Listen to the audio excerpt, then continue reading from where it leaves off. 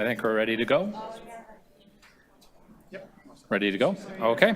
Good morning, everybody. I'm going to call this meeting to order. My name is Councillor Paul Ainsley. I'm the chair of the General Government Committee. We do have quorum and a lot of people in this room that I usually don't have. So thank you, everybody, for being here. I'm calling this meeting to order. Today's meeting is being held by video conference and in person at City Hall in Committee Room Number 1. This meeting is also being live streamed on youtube.com/Toronto City Council Live.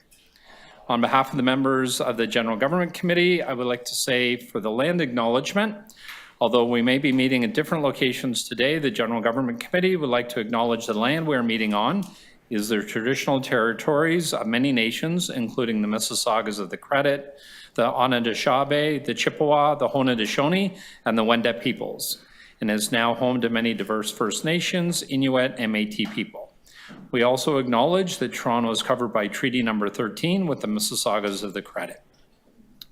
If you're registered to speak at today's meeting, please listen for me to call your name. I'll call speakers in the order that they appear on the list. The list of speakers can be viewed online by visiting the General Government Committee link at toronto.ca/council and clicking on the speakers box for today's meeting. For members of the committee, I'd just like to remind you the City Clerk has provided all agenda materials on toronto.ca/council and on the Clerk's meeting portal.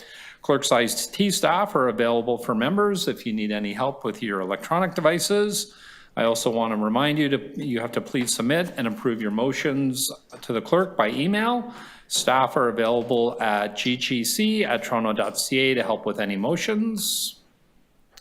At this point, I'm going to ask if there's any declarations of interest under the Municipal Conflict of Interest Act.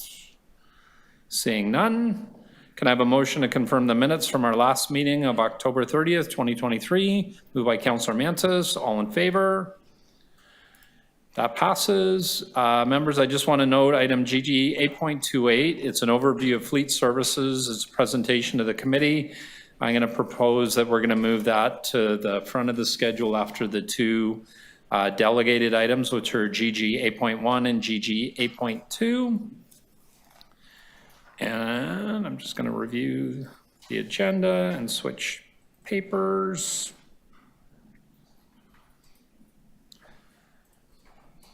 All right. Our first item is GG 8.1, apportionment of property taxes as of December 6, 2023. This is a public hearing scheduled for 9:45. I will hold that one in my name.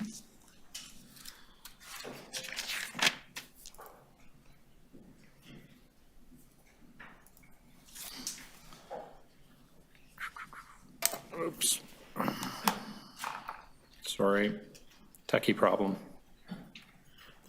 8.2, GG 8.2, cancellation reduction or refund of property taxes as of December 6, 2023. It's also a hearing scheduled for 9:45. I will hold that. Item number 3 is GG 8.3, largest property tax debtors with tax arrears greater than $500,000 as of June 30th, 2023. Anybody like to hold it? Anybody like to move the recommendations? I saw Councillor Mansis blank. All in favor?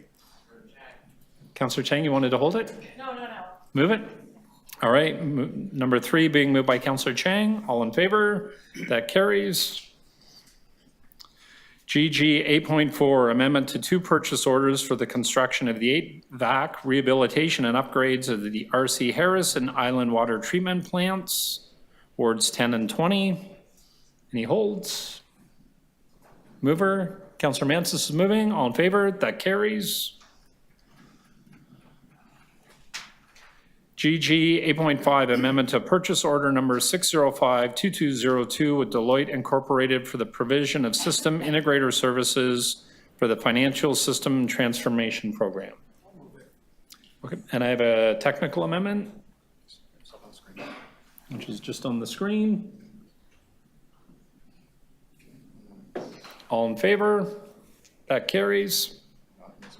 Item is amended. All in favor? That carries. GG 8.6, emergency non-competitive contract with 1623052 Ontario Limited operating as CB Sales Canada for Purafil scrubber media removal and replacement of the chlorine scrubber at the Island Water Treatment Plant. Lou, you have a presentation? No presentation? Okay. Any holds on this item? Moved by Councillor Mantis. That carry, all in favor? That carries. GG 8.7, emergency non-competitive contract with BDA Incorporated for roof replacement at 291 Sherbourne Street. Moved by Councillor Chang. All in favor? That carries.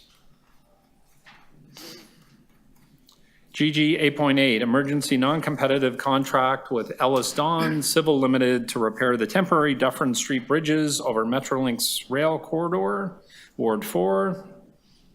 Any holds? Mover? Councillor Mantis. Moving. All in favor? That carries. GG 8.9, emergency non-competitive contract with the Toronto Dry Dock Limited for dry dock shipping repair services for the Ongieri vessel. Please, thanks. Number 9, held by Councillor Chang.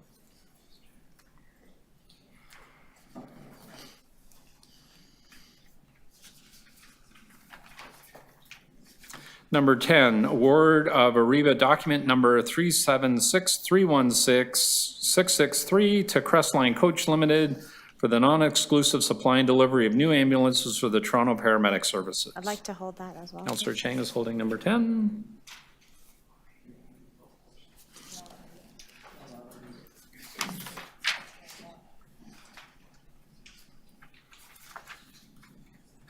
Number 11, award of a request for proposal for the Centennial Park Golf Course operation, RFP number 2023-PFR, RFP-01 at 550 Centennial Park Boulevard in Ward 2. Moving it, Councillor Holiday. All in favor? That carries.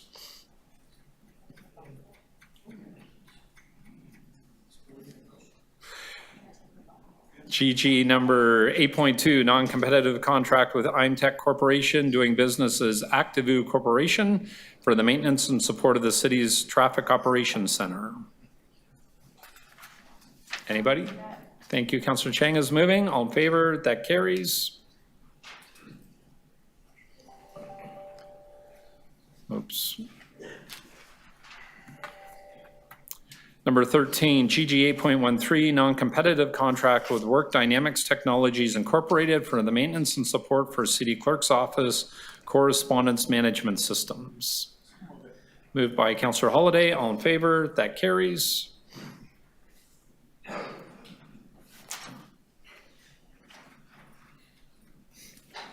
GG 8.14, non-competitive contract with Enberry Lyons Consultants for the multi-tenant housing land economic study. I'd like to hold that, please. Councillor Chang is holding number 14.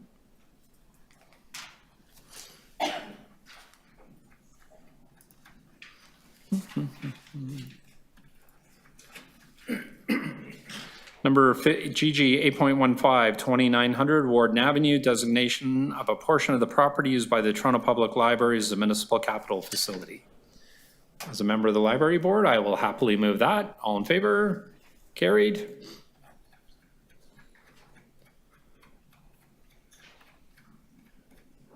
GG 8.6, Councillors' Constituency Offices, designation of portions of properties used as municipal capital facilities.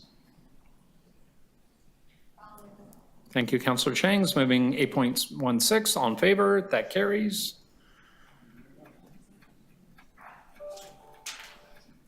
GG 8.17, agreement with the University of Toronto for voluntary payments related to revenue producing properties.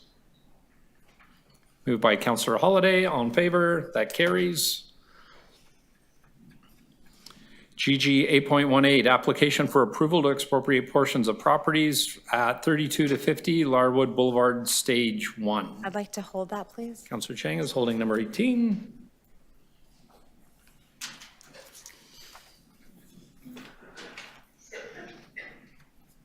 Number 19, 311 Toronto Service Insight Surveys. I'd like to hold that as well. Councillor Chang's holding number 19.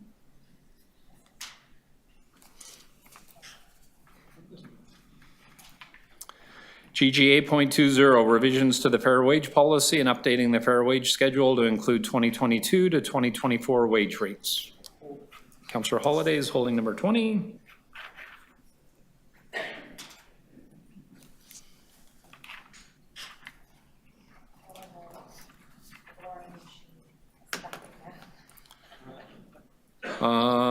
Number 21, GG 8.21, amendments to the Toronto Municipal Code, Chapter 195, purchasing and review of open contracting, global principles, and the role of an inspector general. So I would like to hold that. Okay, Councillor Holyday is holding number 21.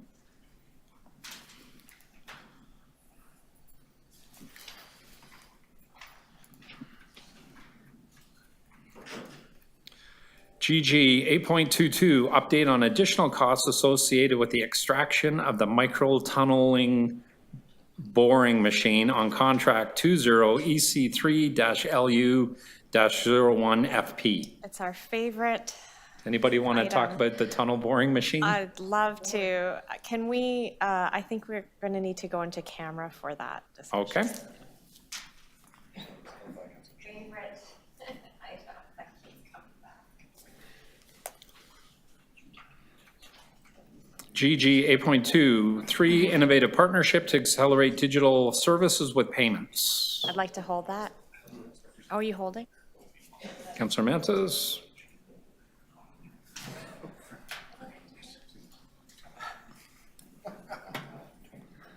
You can both hold it if you want.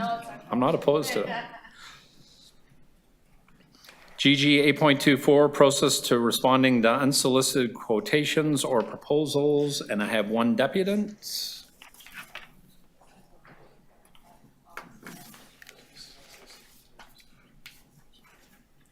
8.25, review and recommendations on underground locates.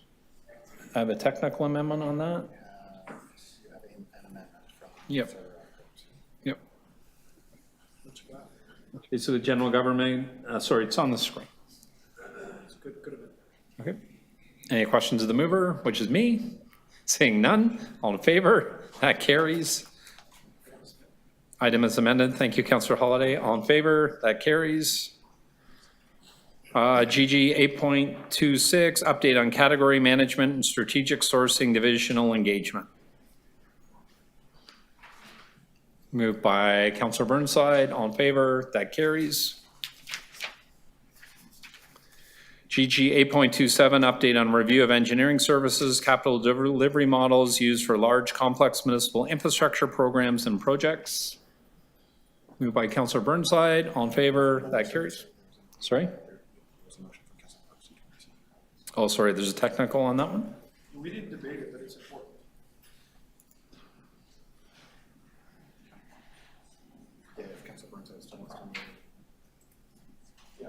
Okay. All in favor of the amendment? That carries. Item is amended. All in favor? That carries. GG 8.28, we're moving up, is the overview of fleet services. GG 8.29, parking infractions, seamless reporting. You want to hold it? Move. Councillor Mance is moving number 29. All in favor? That carries. That's a presentation from fleet services. Do we want to put the two deputations? There's two, right? Deputations. Yeah, there's 2 deputations on it as well. Up to the top list. Yeah. Yeah. I believe that's the run through. All right. Yep. Morning, Captain. And I don't think we have any, we have no adjourning motions on those. We're going back to the top of the agenda. GG 8.1, apportionment of property taxes as of December 6, 2023. It's a report from the controller. I don't believe we need no deputations. Can I have somebody move the recommendations in the report? Councillor Holyday, all in favor? That carries. And, sorry? There will be a motion on this one. Okay. Item number 2, GG 8.2, cancellation, reduction, or refund of property taxes, December 6, 2023. hearing. Time for 9:45. There's a report from the controller and an amendment. Yeah, and so there's no speakers on it, there is Okay, the motion is on the screen. All in favor of the amendment? That carries. Item is amended. All in favor? That carries. Thank you. And now we're going to GG 8.28, which is an overview of fleet services. And if there's anybody in the room you've had your item dealt with and you want to sneak out, now is a good time to sneak out. I won't hold it against you. Yeah, hope it goes well.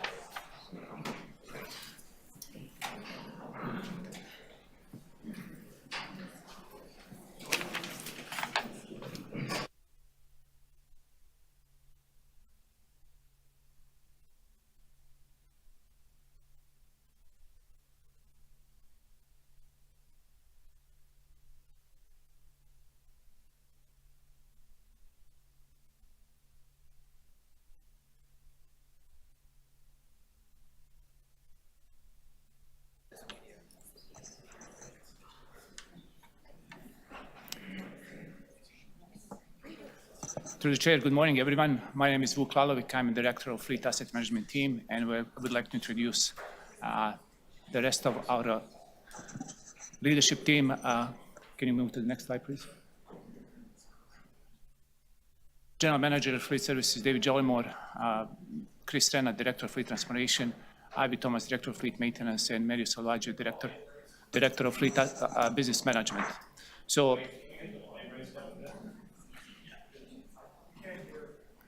can you hear me now?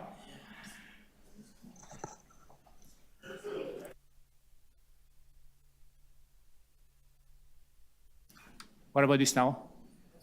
Okay.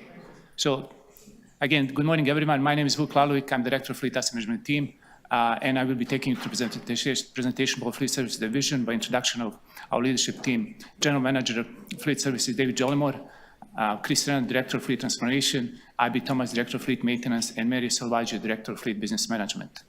Can I have next slide, please? So what's our mandate, mission, and vision? Fleet Service provides a responsive, effective fleet management services to all our clients, city divisions, agencies, and corporations that we serve to minimize environmental impact, enhance fleet safety, and optimize total cost of ownership. What's our mission? Our mission demonstrates leadership in innovation by providing reliable, timely available, safe, environmentally sustainable fleet to our clients, which enables them to provide services to the public and community that we serve.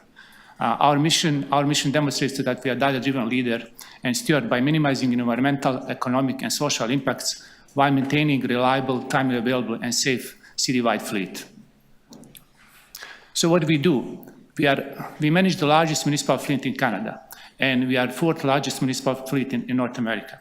So under our umbrella, we have 5,100 assets, and we manage the entire life cycle from planning, acquisition, deployment, operation, maintenance, and disposal of these assets. 70% of our fleet are zero-emission vehicles, 46% are different technologies, hybrid or alternative fuels. An example, the entire fleet of garbage collection trucks, they are compressed natural gas, which is about 30% less GHG emissions comparing to equivalent diesel vehicles. Our main goal is just to meet our Transform TO targets by 2040 net zero, and that sustainability lens, it's embedded in all our processes and activities. Very important aspect to emphasize, design of the vehicles is the key. When we work with our clients, we identify, through engineering process, we identify functionality, capacity, weight dimensions, and through this process, our main focus is that through design, going back to our mission statement, design reliability starts with design. It's called Design for Reliability, and our main focus is public safety, safety of our employees. Through this process, we lead and engage with industry providers by introducing preventive measures at the design stage. An example including side guards or our garbage collection trucks, introducing leading industry technologies such as 360 cameras and telematics to close the entire loop and ensure safe operation of our vehicles. The entire maintenance program is managed by Fleet Services Maintenance Team, preventive maintenance, inspection, legislative requirements. We run 8 garages strategically located across the city. And in addition to that, we have direct OEM contracts with the local dealer network to support other activities under fleet umbrella when it comes to fleet maintenance. The entire fuel management system is managed by Fleet Services. We have 23 strategically located sites across the city. We have 215 electric charging ports for our zero-emission vehicles at 86 locations, and we provide fuel and energy to over 7,000 vehicles across the city. So management and governance about the safety aspects of the fleet is managed by our safety and training team. They provide training to about over 11,000 city operators. 36.5% of our fleet is commercial fleet and mandated by Ministry of Transportation under commercial vehicle operator registration, which is also managed by our safety team. Our safety team, they design, develop, implement specific vehicle trainings to enhance public safety and driver behavior. So again, it is important to mention that CVR need to be in good standing to keep commercial fleet on the road. Well-designed, well-maintained, and well-operated vehicles makes CVR in good standing. At the end, using data. Data is one of the main assets when it comes down to fleet business management. We use the data, including telematics and other sources of data, through the entire life cycle management, from planning, maintaining financial aspects, and also supporting our client divisions to modernize their daily activities and providing service to the public. This slide shows a quick snapshot of our financial capital and operating budget. 2023 approved capital budget is 130 million. This count includes emergency services, fire services, and paramedics, but excludes TTC and police. 73.4 million is gross operating expenditures. This includes salaries and benefits and contracted services under Fleet Services umbrella, such as parts supply, fuel, and other activities under garage maintenance that we need on a daily basis. 1.1 million, it is our 10-year capital budget plan, and this amount also includes emergency services, which is fire services and paramedics, but does not include TTC and police. Key accomplishments. We launched an equity-focused skilled trade apprenticeship program in conjunction with Centennial College and Toronto Paramedic Service and QP 416. We introduced a bike pilot program with Municipal Standard and Licensing Division for their 18 bylaw enforcement officers. We eliminated 195 metric kilotons of GHG emissions, which is about 43% reduction from 1990 levels. And our target, we are well on track to meet our target GHG reduction in GHG emissions, which is 45% by 2025. We reduced the fleet size by eliminating about 204 vehicles that are behind the car repairs or low utilized, and removing those vehicles from service. We saved about close to 600,000 in maintenance services annually. In 2021, we centralized telematics program under Fleet Services umbrella, corporate-wide, and this is, as I mentioned earlier, data is the key, one of the main assets in fleet business management, and to drive the effectiveness and fiscal responsibility. Telematics data is not just for fleet management business, it is also heavily utilized on the client side. Last item on this slide, we provide about 8,000 training hours to our drivers and operators to ensure safe operation of our fleet across the city.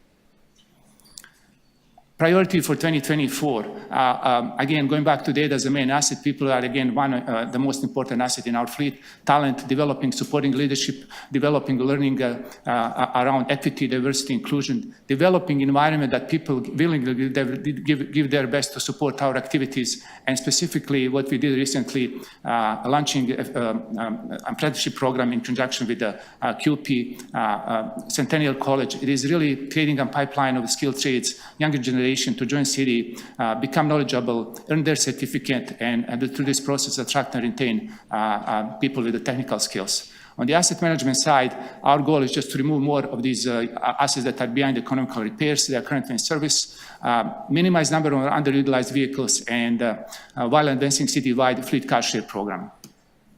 On the fleet safety side, we are advancing improvements by deploying technology, as I mentioned earlier, about telematics data to further improve safe operation of vehicles, which is in line with Division 0 and other industry-leading practices, such as including 360 cameras on garbage collection trucks, monitoring, tracking and monitoring the safe operation of our vehicles. That's the key to ensure public safety and safety of our employees. On the sustainability side, we accelerate implementation of EV charging stations specifically for medium and heavy-duty trucks, and focusing more about replacing whatever is available in the market that can perform, introducing more zero-emission vehicles in our fleet and replacing internal combustion engines with zero-emission vehicles. So our emphasis to this process also, we put a lot of focus working with industry in partnership, piloting specifically medium and heavy-duty trucks.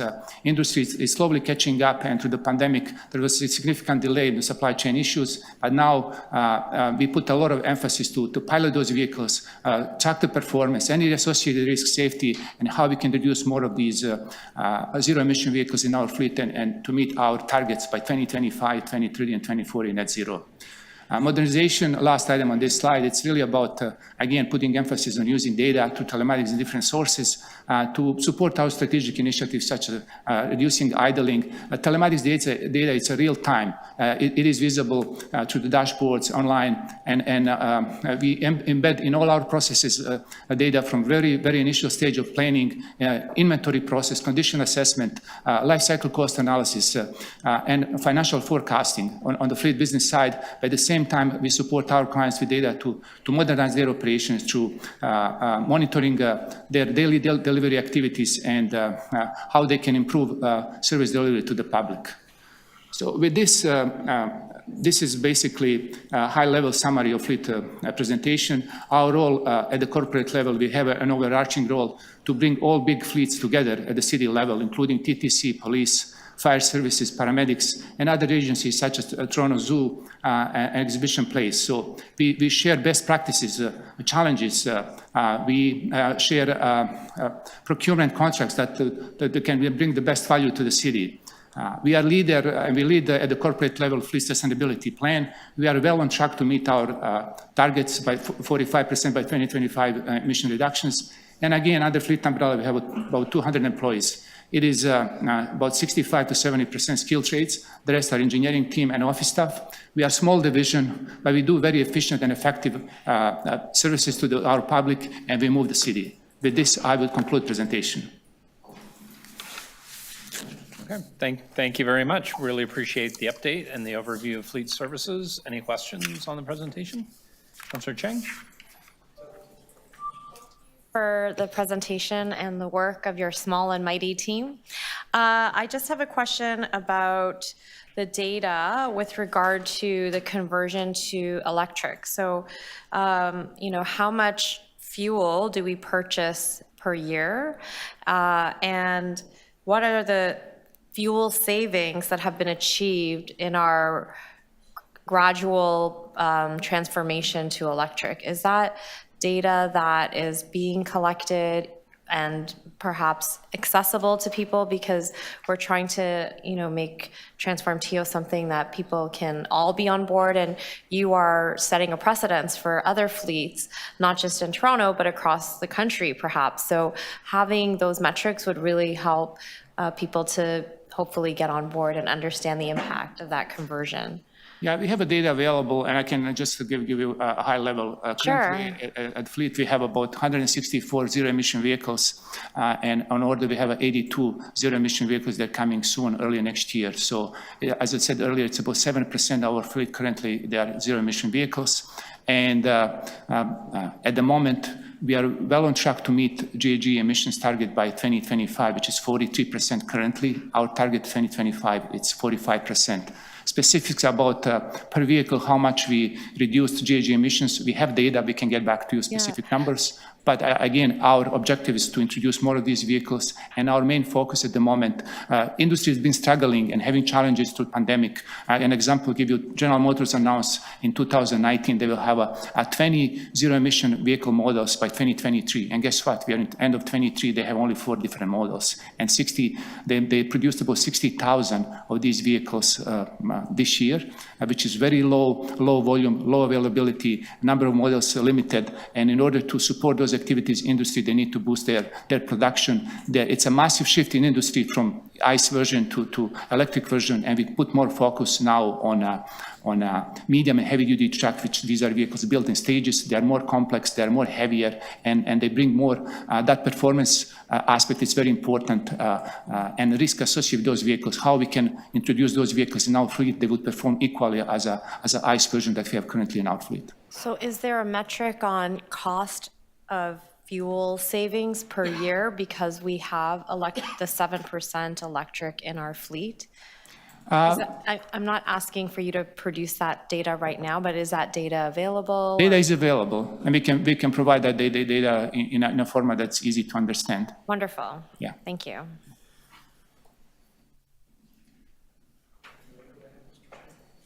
Okay.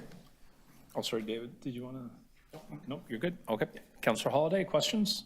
Thanks, Chair. Mr.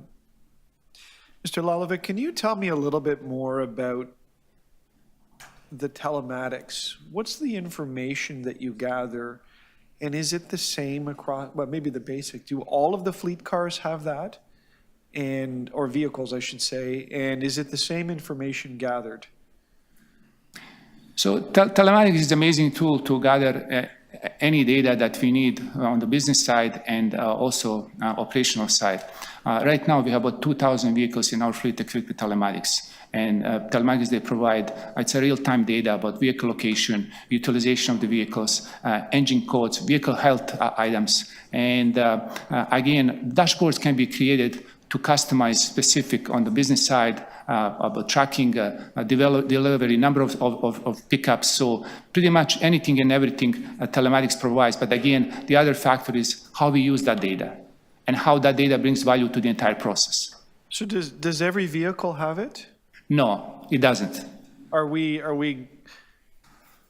headed there, or are there certain vehicles where it doesn't make sense or it's prohibitive? We put more, we have kind of priority list. We work with our clients as well, and it's a kind of risk-based approach. All our garbage collection trucks, they're equipped with telematics, they're high risk. Yes. I'll be integrating telematics with 360 cameras to close that loop, to protect the public and vulnerable road users, cyclists and pedestrians. In addition to that, we are adding side guards. So it's a risk-based approach, and in conjunction with the client divisions, what vehicles are on the priority list to put the telematics, just to gather data, improve safety and improve operational side. At the moment, about 2,000, 40% of fleet have equipped with telematics. How many of the vehicles' telematics deal with the performance of the driver? Again, going back to our priority is just to develop driver behavior training based on the data that we have, and our priorities, our focus is on garbage collection trucks, heavier trucks. The heavier trucks, they pose high risk to the public. And working with our safety and training team, they are developing driver behavior for specific type of the vehicles. Not all vehicles, they pose the same risk. The size of the vehicle is important, wheelbase, and again, surrounding infrastructure. It's kind of a holistic approach, risk-based approach that we use telematics data to enhance safety of our fleet, but at the same time improve public safety. So I know the insurance companies, I don't know, one or more of them have an app that you can download, and they have some arrangements with the customers, and what it does is it records driving habits. I presume, through the technology of the phone, an accelerometer or whatever's in there. And the whole idea is, it's kind of a double-edged sword. If you do really well, you can get discounts. If you don't do so well, it depends on the arrangements, but it'll tell you you're not doing so well. And maybe there's a downside to that. Have we thought about those sorts of things? All OEMs actually, these days, they provide telematics option. and the subscription is available. And actually OEMs, they create significant revenue through these subscription services. I just got an example of all these, it's called OnStar with General Motors. So it is a new technology. Basically, it's inevitable. New vehicles, they come with this technology. But again, it's just a matter of using that technology, subscribing to that technology. And our centralized system, we have a contract in place with GeoTab about telematics. So really, we manage centrally all telematics activities. And going to the OEMs, also, they offer the telematics solutions on their own. So driver behavior, yes, absolutely. Telematics tracking those vehicle speed, acceleration, harsh braking. So all that information can be extracted to telematics data and develop training courses, which is what I mentioned earlier. Our driver safety and training team developing specific risk-based approach courses for specific vehicles that we have in our fleet that pose more higher risk to the public and surrounding areas. So I got one last, I got lots of questions, but I'll do one last one. Who makes the decisions around branding on the vehicles? And more specifically, how does a member of the public identify a vehicle? Like I've always struggled, I could never tell if that was a transportation or a parks or, whoever it was. Sometimes the number's clear, sometimes the number is not. Is there some universal approach to this or something that is customer friendly that helps us make sense of it all? All these vehicles used to be identified by division. And this program is driven by Corporate Identity Program. It's a standard through strategic communication. It is standard now. We don't have a specific division. It's really just one generic City of Toronto with the logo and unit numbers. So again, heavier vehicles in our fleet, they are basically yellow and blue. They stand out. Yellow, it's actually one of the colors that's used in traffic control. And those vehicles stand out. They pose high risk to the public. So to go back to your question, yeah, it is regulated by the Corporate Identity Program, and there's a standard for each class of the vehicles. That division identity was eliminated a few years ago. Sure. You have one more question, or you want to say? I do. I have one more. Fire away. All right. Have we looked at any revenue generating opportunities for the fleet? And it's a very broad question. But is there anything in practice in other cities that could potentially bring us revenue? We have cars out moving around all over the place. I think there is an opportunity through procurement process. That would be a good opportunity we are the only municipality actually in Canada, we have direct contract in place with OEMs for vehicle acquisitions and service side. Which gives us significant advantage, specifically going through the pandemics. We've been able to secure orders working directly with OEMs. When they open an ordering bank, we are first to know. And again, that would be opportunity to expand. And again, to the Fleet Steering Committee, we share this information for all fleets. We support some segments of fire services. We buy light-duty vehicles to direct contracts, what we have in place. We support paramedic services as well. We procure vehicles for exhibition place. So it is area that can be, there's opportunity there. The only thing to add through you, Mr. Chair, is the opportunity for advertising on the heavy-duty vehicles. Yep, go ahead. So, sorry, Councillor Crisanti, and then I'll come back. So, thank you, Chair. So, by the way, I really love that idea of revenue generating. Those are great ideas, so I'm glad we're going to be looking into that. My question is around the new bylaw enforcement bike unit. How new is it? It says here it's a key accomplishment. I guess it's been going on for some time. How does that work? How is it working? And of course, obviously it's seasonal. And what happens during the heavy winter months? I guess they convert back to vehicles? That is correct. There's a pilot project for municipal standards. The new group they created for 18 bylaw officers. It's a seasonal, and it's 18 bicycles. Overall, we have 64 bicycles in the city, 4 EV bicycles, 3 cargo bikes, and the rest are like manual bikes. So by introducing this pilot program, we're also engaging other clients, such as transportation services and parks, to introduce more bicycles on a seasonal basis versus riding vehicles around and burning fuel when it's not completely necessary. Okay, but they we still have to have an inventory of vehicles because there's 18 bylaw officers. So the moment the season is over, they now very quickly have to convert and transition into vehicles.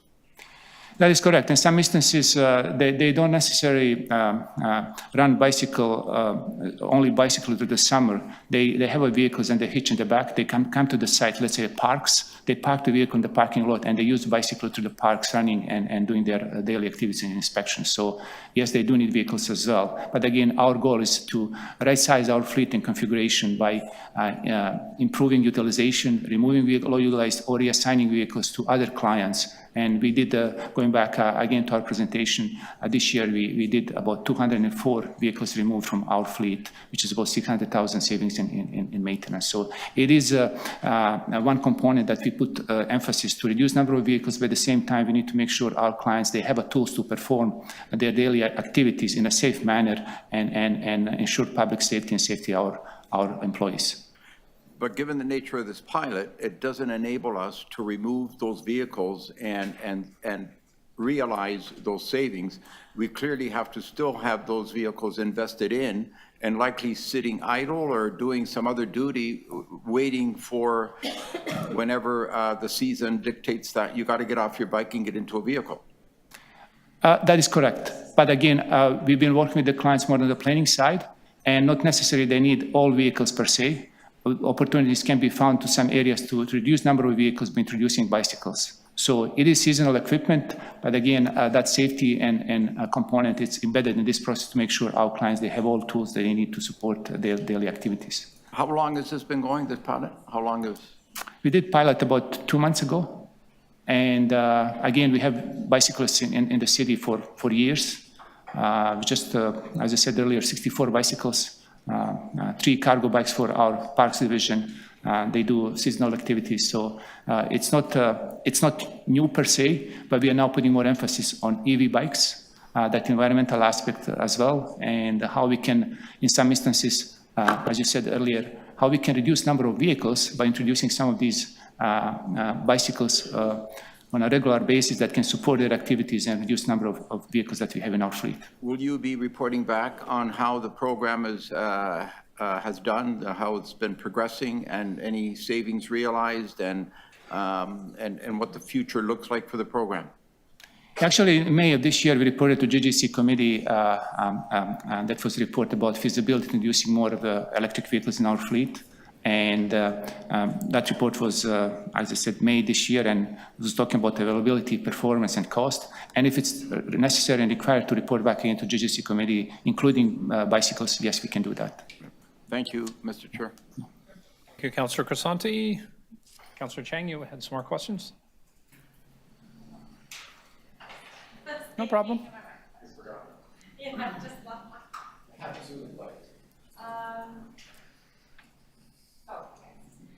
So I found out a while ago that the fleet that serves MLS for my ward is being deployed from McCowan, the far edge of Scarborough, and Councillor Pasternak, whose ward right beside me, the fleet for MLS that is deployed to his ward is coming from Etobicoke. And so that really far distance means that our MLS staff are driving up to 40 to 50 minutes per day on one direction. So we're losing up to 1 day of enforcement per week just on transportation time, in addition to fuel costs. And I'm wondering what kind of data or metrics are available to have optimized fleet deployment locations across our city for MLS so that people are not traveling such far distances for their enforcement. Yeah, through you, Mr. Chair, I think it's a very good question. I mean, there's multiple factors at play here over and above the fleet. So we have to have a location that the employees can report to, get work orders, et cetera. So it's a little bit more complicated than repositioning the fleet. We have to overlay with the real estate requirements. From an operational perspective, that question is better answered by MLS or the operating division. And which division would identify potential locations if that was not an optimal situation? Certainly, corporate services would participate in that type of activity. The fleet services division, the corporate real estate management division would come together with the operating divisions to look at the real estate requirements of relocating as well as the benefits from a fleet positioning perspective. Okay, great, thank you. But it's not a simple exercise. yes. It's a complex I exercise. think we need to embark on it, but I will work with MLS. Thank you. Thank you. Thank you. Okay, I think that's it for questions on the presentation. We do have a deputant, Mr. George Bell. Thank you, gentlemen. And while we're waiting for Mr. Bell, I have to apologize. I neglected at the beginning of the meeting. So beside me is our new City Manager of Corporate Services, David Jollimore. Interim. Are we still at the interims? All right, well, surprise.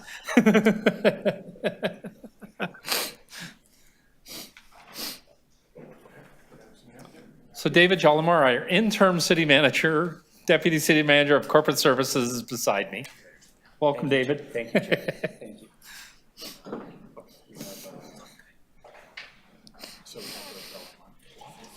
Hey, hello, Mr. Bell, you're online? can you hear me? Good morning, George. You have 5 minutes whenever you're ready. Great, so my name's George, thanks for the presentation and a chance to speak on this item. I have basically two sort of questions, comments. I guess I can't really ask staff, but hopefully someone will get this information. The first one is really just some information that would be really helpful to the public as contracts and such are coming forward to council and to bid committee. And that's just the amount of expected CO2 for each of the contracts that are being put forward. And I would assume, and I don't really know how this works, but I would assume that for the contracts, we usually probably go with the lowest bidder, but I would assume that in the future that CO2 would have an impact on whether or not we choose certain contracts. And I would hope that that information, the weighting or however it is included in that information. Also, what happens if, as we heard in the presentation, what happens if a supplier can't provide green vehicles that they've said that they could provide? What's the fallback? Is the fallback that we just take the gas-powered vehicles that they can provide, or is there the option of using another supplier if they can't provide what we asked for? So that's the first one. The second is more about the safety of large vehicles. As we saw this summer, there's been a number of people, I think at least two, that were hit in parks by large vehicles that were driving around, either by the cops or by the fleet service, the Toronto parks. And earlier this month, I requested an updated list of all the EVs in the city and got that from staff. And I was surprised to learn that Parks and Rec only has 3 bikes. They only have 3 John Deere utility carts, but they have upwards of 40 green pickup trucks, 16 green cars, and 10 green SUVs, which seems totally inappropriate for a Parks and Rec service. Now, I understand that they're going to need them for some things, but for things like locking bathrooms, cleaning bathrooms, it seems way more, it seems safer to me to be using smaller vehicles and more appropriately sized vehicles. And it doesn't seem like we have any sort of hand utility carts, electric carts that are common in other jurisdictions, especially in Europe, where you can sort of just drag something from a storage area to where it's needed. But instead we're using a pickup truck. And so I guess the question I would have for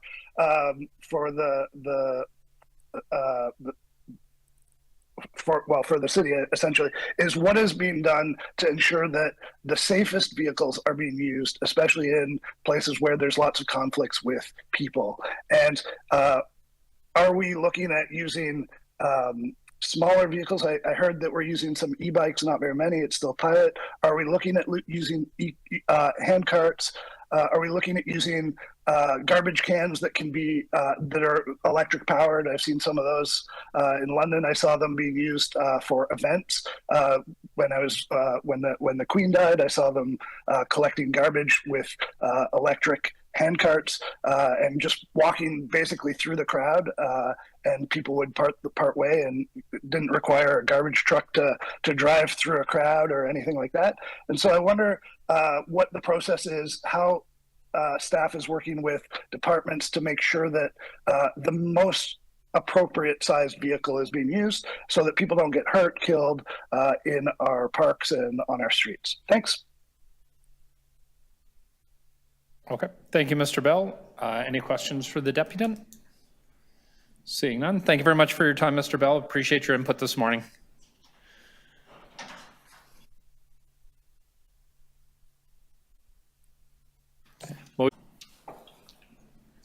Bianca?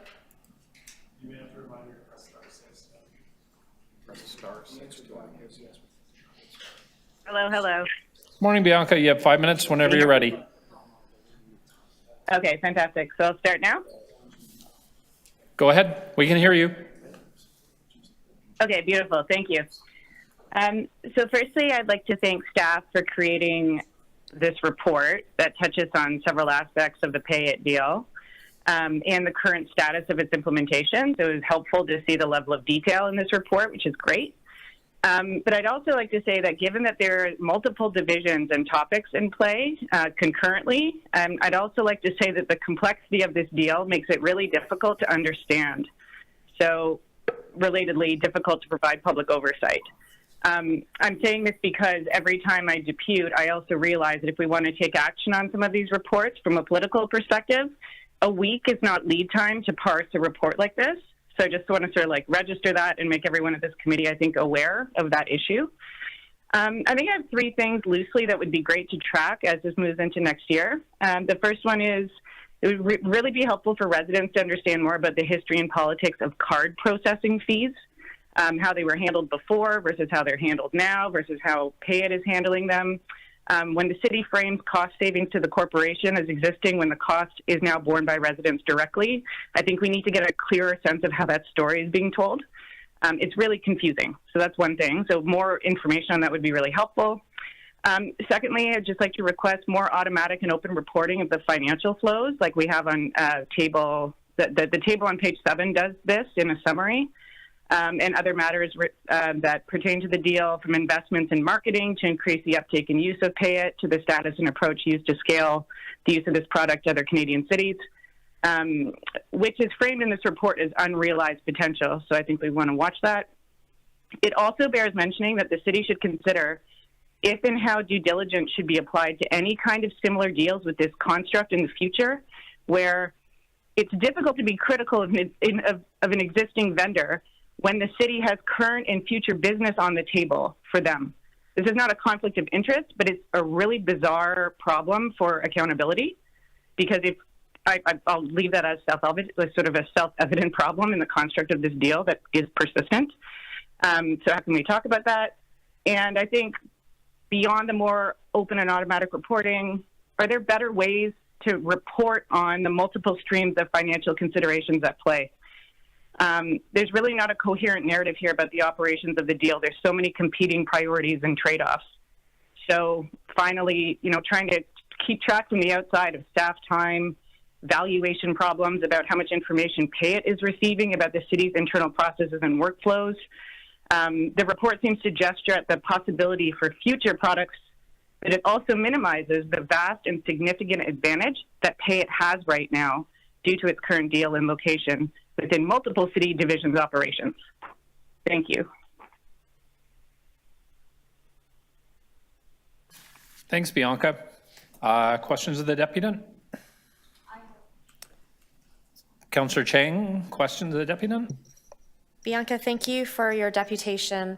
I'm just wondering, I think that any outside organization that is working cross-divisionally in our city would encounter similar, what you have called a conflict and on the city side, we're trying to consolidate and make things simpler for users. So inevitably in that process, technologies will have to apply cross-divisionally, and we will end up in situations that will advantage existing contracts by the nature of them working towards that integration. So I'm just wondering how you would suggest balancing those interests while we are working for better user experience and simplified processes that can consolidate instead of all the divisions operating in silos. Yeah, certainly. And I want to be really clear here, at least in writing, I was clear to say it's not a conflict, but it's a very strange construct for accountability. So I just want to be clear about that, because it's not a class conflict. Sure, but yeah, so whatever you call it. To your point, well, yeah, no, it matters though, because those have legal ramifications, right? So in terms of exposure, so a couple of things. And the second item, the one after this, we'll get into this a little more. When we have classical vendor-city relationships and there's an outflow of money, of capital from the city to the vendor, that's sort of a traditional procurement. In this relationship, there is a valuation in terms of what the city is providing to this vendor for them to turn around and commercialize. So they're actively seeking information that will be used in their product development. That's a technology-specific advantage that does not only apply here, it's also part of their business model. So I just want to, there's a little distinction here about how this works with the technology industry versus others. Not to say it's a completely different setup, but I think that's partially why this deal is a little bit weird in terms of valuation. And that's why I was speaking about how we need to get better information on valuation, because this was proposed to the city as you don't pay anything, we're going to take points on fees that are processed. But in the meanwhile, when they're working with staff over the years, they're generating a lot of intellectual property, so to speak, in terms of how to improve their product. And we do have a stake in the development with the percentage of revenue that they generate with new clients. So I think the investment, the intellectual property that is being developed through their journey with the City of Toronto is being reflected in the contract that we have with them. Is that not what you're seeing? I would love to see the specific valuation for exactly what you just described, because it is definitely part of this deal. Mm-hmm. But in terms of holding anyone accountable, whether it's the city or the vendor, it can't just be sort of like, we saved a bit over here, we made some over there, they made some here. This is what I mean, it's not a coherent financial accountability layout here. If this is protected contractually, then let's understand that and understand why that's a bad thing for the public. But I think we need more specificity. It's exactly what I was asking for in terms of the valuations here. Thank you. Thank you. Councillor Holiday, questions to the deputy? Thank you for speaking to us, Ms. Wiley. I noticed in your letter you called me a co-chair, and thanks for the promotion. But I'm just saying that tongue in cheek. I'm actually really more. I was going to say.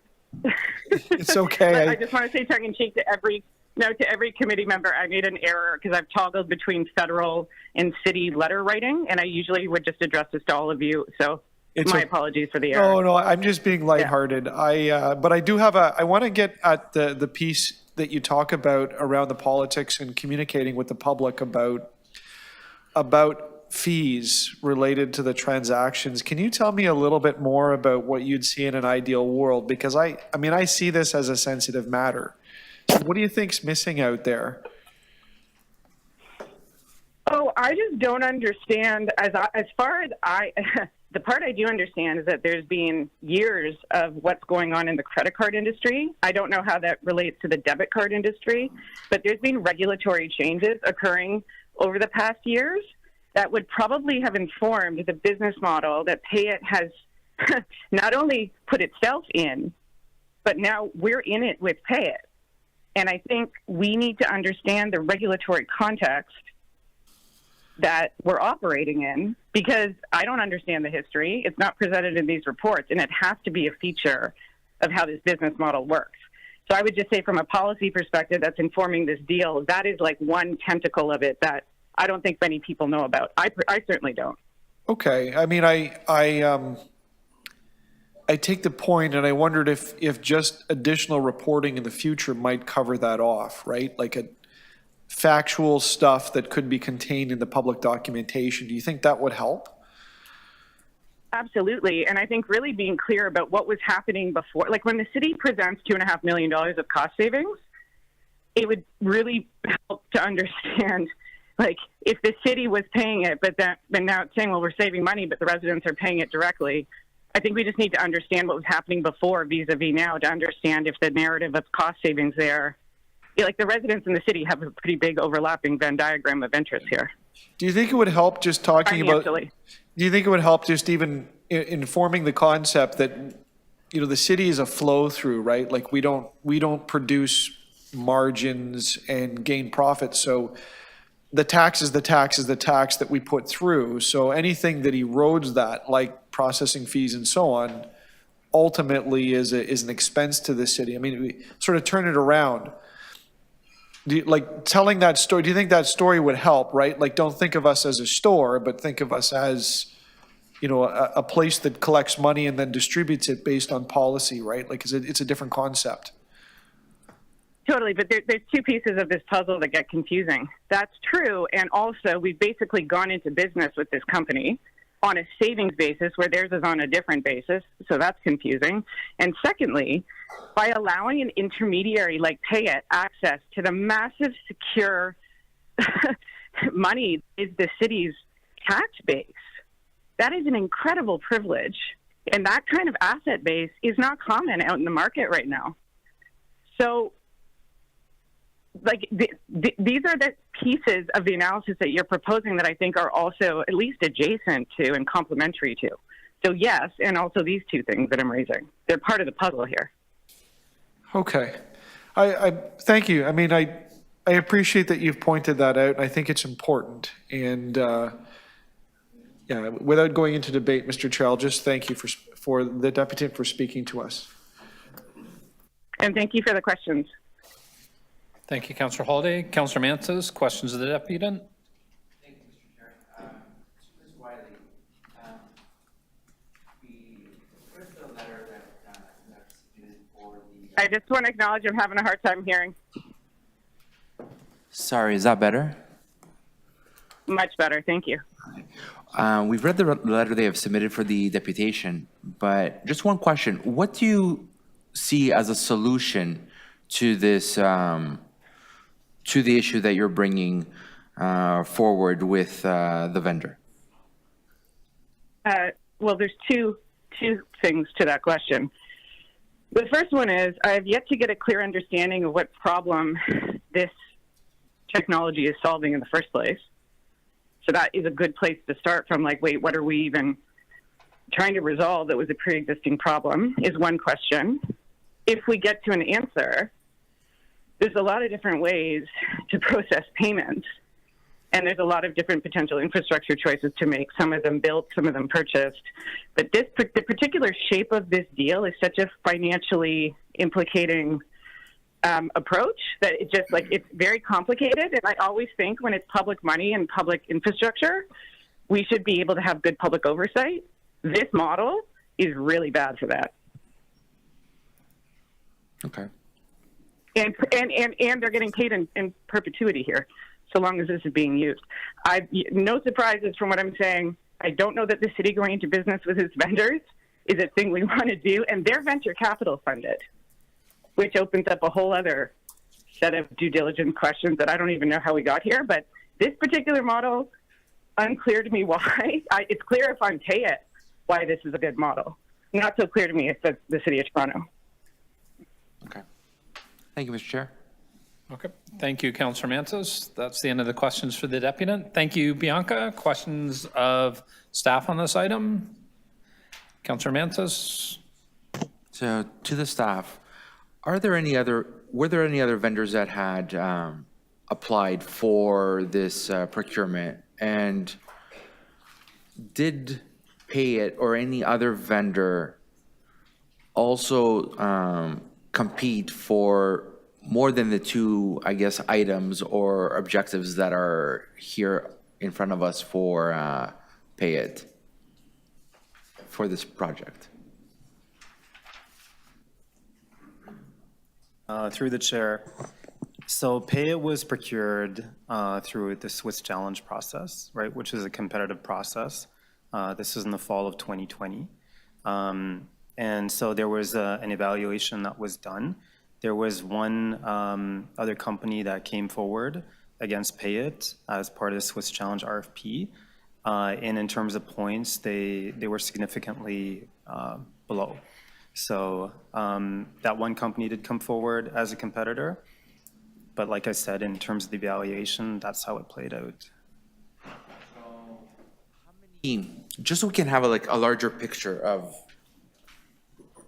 not only this procurement, but in general, how many companies are there that can do this work in North America or in Canada? So, I mean, it's the marketplace continues to evolve, which is why in this report, we talk about going back to the market. Okay. And understanding, who the other players are. I believe there are other players in the marketplace. Paymentus is one, for example, that we know a little bit about. Moneris is an existing payment provider. And it really comes down, to be honest, to what does the city want, right? What is our strategy around payment and payment processing? So, one of the reasons, I wasn't on evaluation for the Swiss Challenge, but I understand one of the reasons why Pay It was successful is the business model. And one of that, and like we said, and even the deputy mentioned, there's no upfront capital investment. There's no licensing. There's no sustainment. Instead, it shifts the risk of the implementation, and the benefit of adoption is where the vendor actually gets paid. So, there's some, even if we compare it to Moneris is a payment processing. Yeah. But what Pay It does is a payment processing. It also does the upfront intake and digital experience, and it does the back office financial administration. So again, I think we've learned a lot in this 2.5 years. And as we'll talk about later, we're looking to go back and really understand what makes the most sense for the city. And it may be there's multiple providers for payment, right? So there's different options there. So who owns the intellectual property at the end of this project? The city or the vendor? Behind you, actually, will respond. Through the chair. So we have 3 sets of intellectual property that we've developed with to be a part of this solution. It's our data. We've got our integrations to back-end systems because we do still need to do integrations. And then we have created a new e-billing capability. Those we own. So if there is a decision made to switch vendors or switch solutions, we would take that intellectual property with us. And the data is kept by us, I assume. It is. Okay, all right. Okay, all right. Thank you, Councillor Mantis. Other questions of staff? Councillor Cheng? Thank you, through the chair. What is the potential commercialization that could happen, and is there a timeline of when that might be achieved? Through the chair, the issue is, I think we wanted to pause in terms of the potential to tie to capabilities.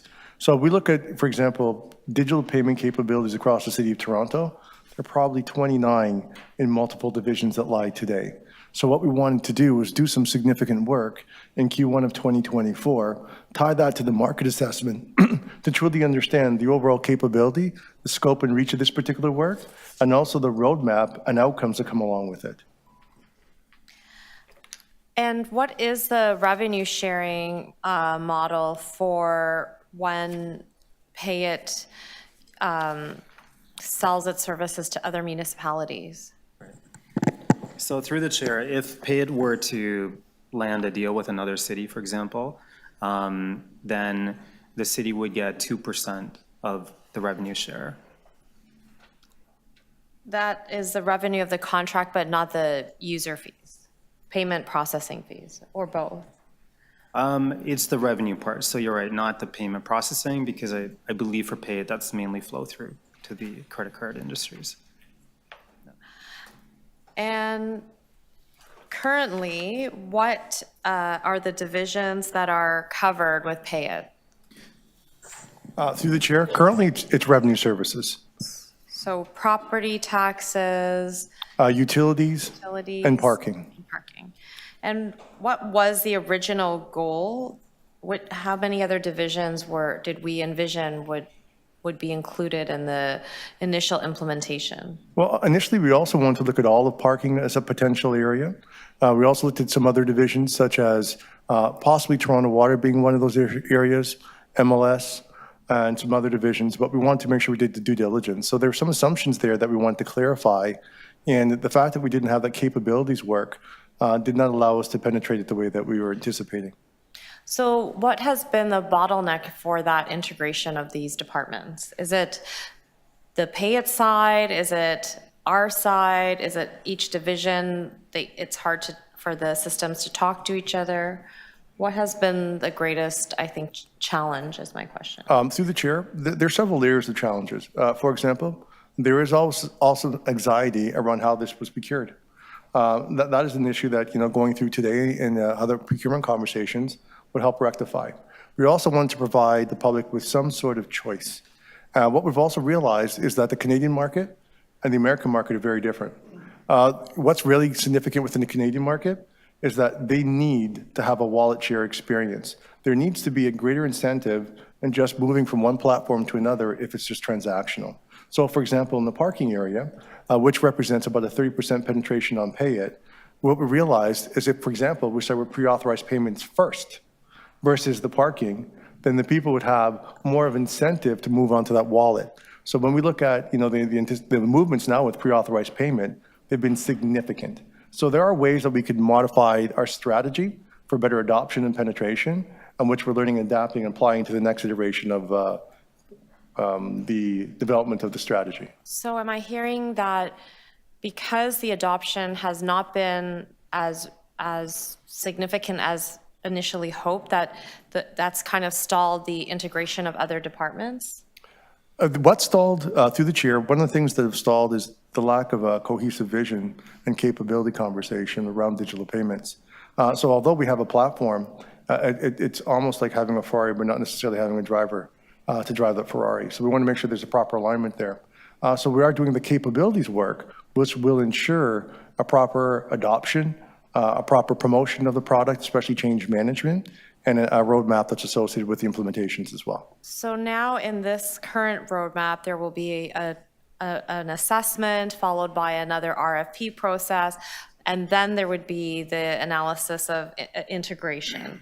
So how many years out are we from an integrated payment portal that allows people to simply pay for all the things they have to pay for in the City of Toronto through one portal?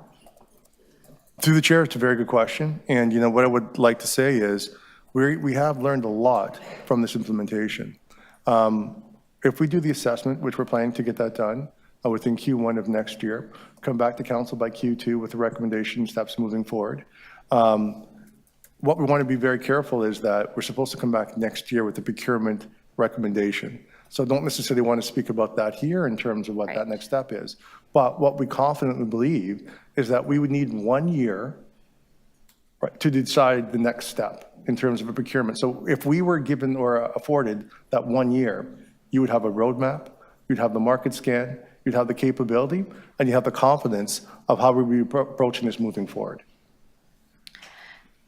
And, thank you, sorry for the time. So the deputation spoke to that visibility of accountability and how we could protect ourselves in the sense that we're so deeply enmeshed now with Pay It, and moving forward, any vendor, even if we did choose another vendor through another procurement process, the breadth of this implementation would warrant some kind of tying of intellectual property, data, and access to our tax base. what protections are there available to us as we move forward with the goal in mind to make things as simple and clear for our residents as possible? So it's like a competing interest in trying to balance the both the protection, but also the technology wanting things to be simplified. So how do we do that? Through the chair, I'll respond from a technology standpoint. So with any cloud solution, that is a concern. Because, the value of a cloud solution is we're able to leverage their capabilities and their systems that others have also invested in, but then also be able to switch providers if needed. And so in this case, the way the solution has been architected is that we do own our data, we do own our integrations, and we do own our solution that we're building in. So I gave the e-billing example, so we can take that solution with us. And I think we need to maintain that level of accountability as we're working with any provider. So as much as we want to say we're enmeshed, we're not. We do have boundaries in terms of our intellectual property and how we're working with the solution. So there is an ability for us to, if we decide through this assessment that there's another provider, another model that works best for us, that we're able to take that data and the IP with us and integrate into a new solution. It would take time. It's not free, but it is possible to do. Through the chair, one more point around the protection of our tax base that was raised by the deputant. So in the original contract negotiations, what we negotiated with Payit was for property and utility, which is of course a huge, revenue market. Once we hit 10%, we will no longer be paying the transaction fees to Payit. So that is, in software, that's the whole dilemma of rent seeking. We've been able to mitigate that through this contract term. So can I just ask a clarification? Sorry. So when you say 10%, when we reach 10% of our tax base is on the system, then all user fees would cease to be paid? Yes. So for adoption online through the Payit platform, Montreal Pay, if we hit 10% for property, then we no longer pay the transaction fee. If we hit 10% for utility, same thing. Processing fees still apply. Yeah. Thank you. Speakers on this item? Can somebody move the receipt of the report? Councillor Crisanti, all in favor? That carries. Thank you. We're now on to GG 8.24, process for responding to unsolicited quotations or proposals. We have one registered speaker, Ms. Bianca Wiley from Digital Public. Bianca, can you hear me?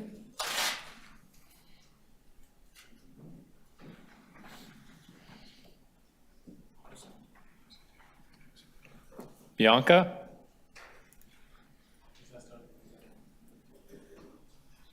I hope it wasn't something you said. You can ask her to unmute. I'm here. Can you hear me? Hey, Bianca, you're up for number 24, process for responding to unsolicited quotations or proposals. And you have 5 minutes whenever you're ready. Thank you. Okay, perfect. I'll start right now. Okay, so in related news here, again, appreciate the attention on this, but I think we've got a 3-page report here, and I think that this issue needs far more concentrated and sustained attention than has been provided in this report, and I think this committee hopefully is the right venue for it. The report makes no explicit mention of the Payit case, which is unfortunate because it provides ample illustration of the need to consider the procurement of technology specifically in the context of unsolicited proposals. And I'm going to pause to refer back to the last item, which is to remind us that Payit started prior to the Swift challenge as an unsolicited proposal. So let's not, I just want to be careful we don't erase the history prior to the Swift challenge. So the way that we need to think about unsolicited proposals and technology is for a few reasons. The tech industry can leverage existing municipal procurement processes as vulnerability because they can design how we work into their business models. As you're seeing, we don't have a good gating mechanism when someone shows up and says something is free.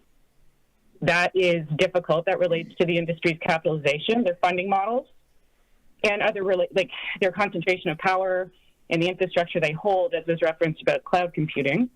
So just to say that we really should think about unsolicited proposals in an intersection with technology. That was really the whole point and genesis of this report. We also need to be careful to understand if a vendor is appearing as a technology vendor but might be making a more sophisticated play in finance or the partnership model, those things are coming in through this door of unsolicited proposal. They did, and they could in future. So we just need to think a little better, I think, specifically to technology and unsolicited proposals. So really, I also want to say that this report completely fails to engage with the fact that the processes that were laid out in the policies that are referenced were not followed in the pay it case. So in this report, we're pointing at policies where there was no follow through on their application. I had engaged with the Freedom of Information process extensively on this file, and I'd be happy to talk about it further. And I think just in terms of failing to engage with the pay it specifically on this topic, we're missing the point. I mean, I've said it, I'm saying it again. I'm going to close by saying the Auditor General was tasked with reviewing this issue. As of today, hasn't started the review as far as I know. There's timing issues at play, but we're going to see ongoing supply side pressure to increase the privatization of public assets, empower cloud computing, AI, other technologies. I would really hope we can stop and figure out how to manage and protect the city's power and its assets in the context of unsolicited proposals and technology specifically. I'd really like to work with you on these items, so thank you, and that's all.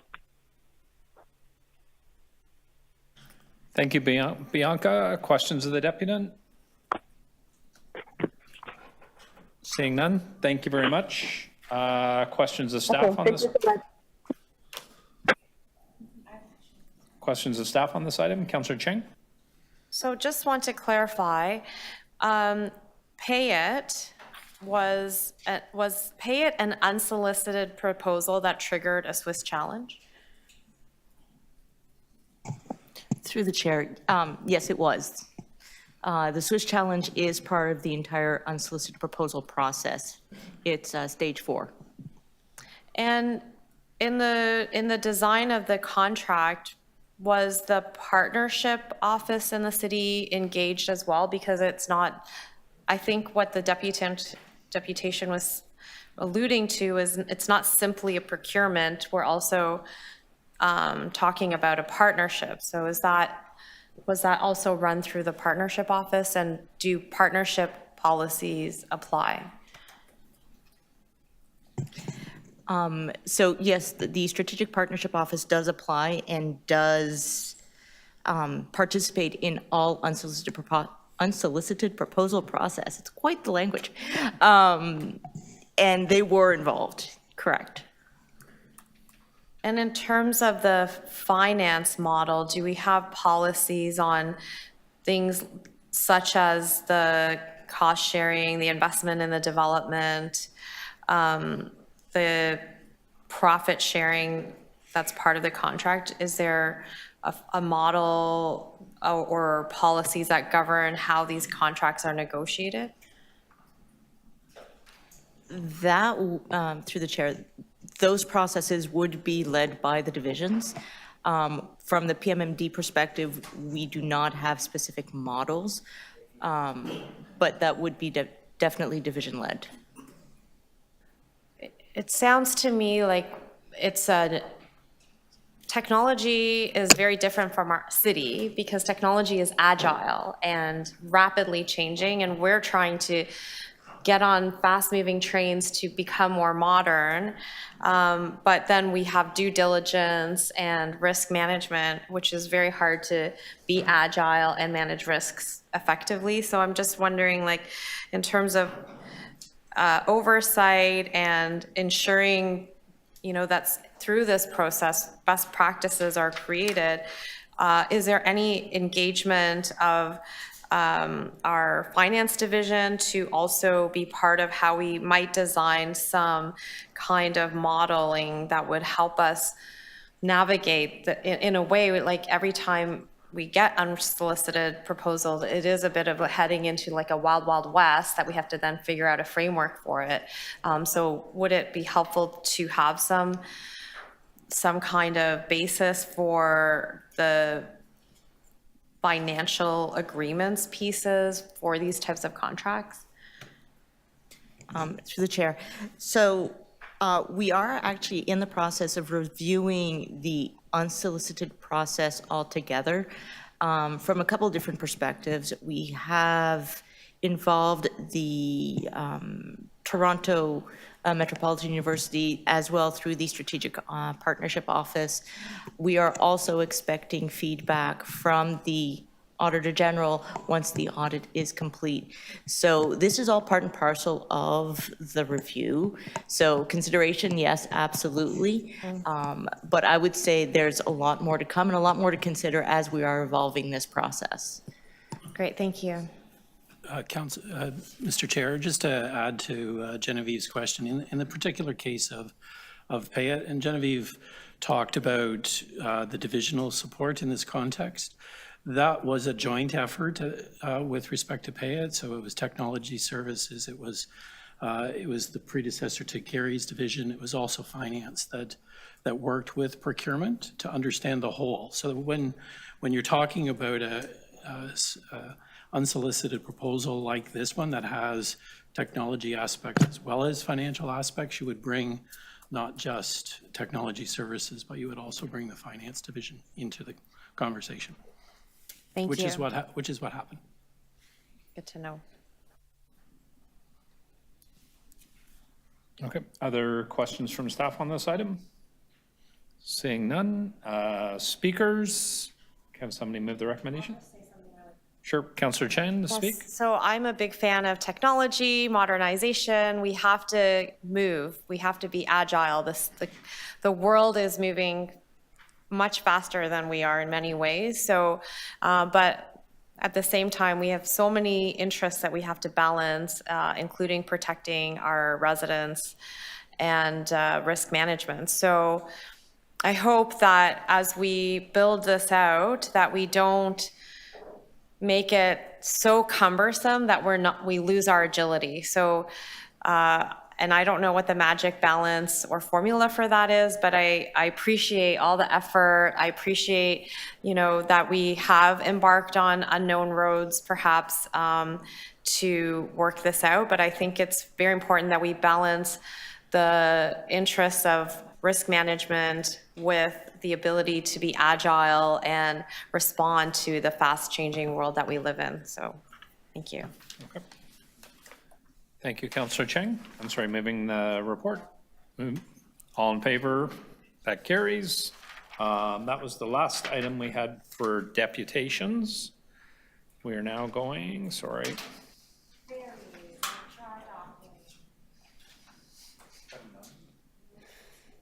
I'll let you know in a moment, Councillor Cheng.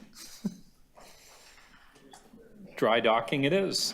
We're on GG 8.9, emergency non-competitive contract with Toronto Dry Dock Limited for dry dock shipping repair services for the Anghiera vessel, held by Councillor Cheng. Councillor Cheng, questions of staff? I've learned that people love talking about ferries in the city. So I just, was wondering, I think especially when we look at budget, and although, we know this is an emergency, it has to be done, but it's always good to know, what is the cost to provide this service? We are legally bound to provide it, so I'm not arguing that. I just think we need numbers. So my question is, first of all, how many residents benefit from the winter ferry service? So how many people are using it? And I think, that would include residents who live on the island as well as students who go to school on the island. Through the chair to Councillor Cheng. So we service more than only island residents to and from the island year-round and also in the winter. We have approximately 700 residents living on the island, but we have school that transports students to and from on a daily basis, and visitors to the park. Approximately 1,000 per day average passenger trips occur during the winter season. And how much does it cost the city to provide that winter service per ride? The annual cost to provide ferry services is 10.8 million, which is offset by 10.5 million in revenue. The winter portion of it, approximately, and based on last year, about 3.7 million to operate the ferries, offset by approximately 1.2 million in revenue. So if we do some math, 3.7 million minus 1.2 million divided by 1,000 is the cost per person. Correct, but when we take it across an annualized basis, the actual annual average daily per passenger cost is about 23 cents. For winter? No, annual. But for the winter portion, it's approximately $19. It's $19 per winter ride, session. and they pay $9. Is that correct? Yeah, correct. So we are scale. subsidizing that by $10 a ride per person around. For that period. For the of time. winter. Correct. Okay, I just wanted to know that number. Thank you. Okay.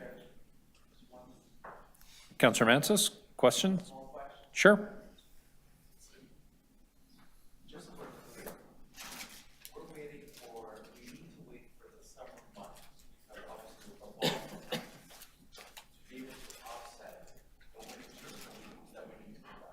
That is correct. That's correct. Sorry, Councillor Holiday? Yep, go ahead. Councillor Holiday, questions? I was intrigued. There's a small gap between the revenue and the cost of the operation. If I caught it like 300,000 or something? Why is there a Sure, that gap? would be approximately correct, yes. Why is there a gap? Why couldn't we just close that? Through the chair, we would have to look at, the varying costs, and that would be through the budget process that we would look at the ferry fees that we do charge, which is really what is generating the revenue.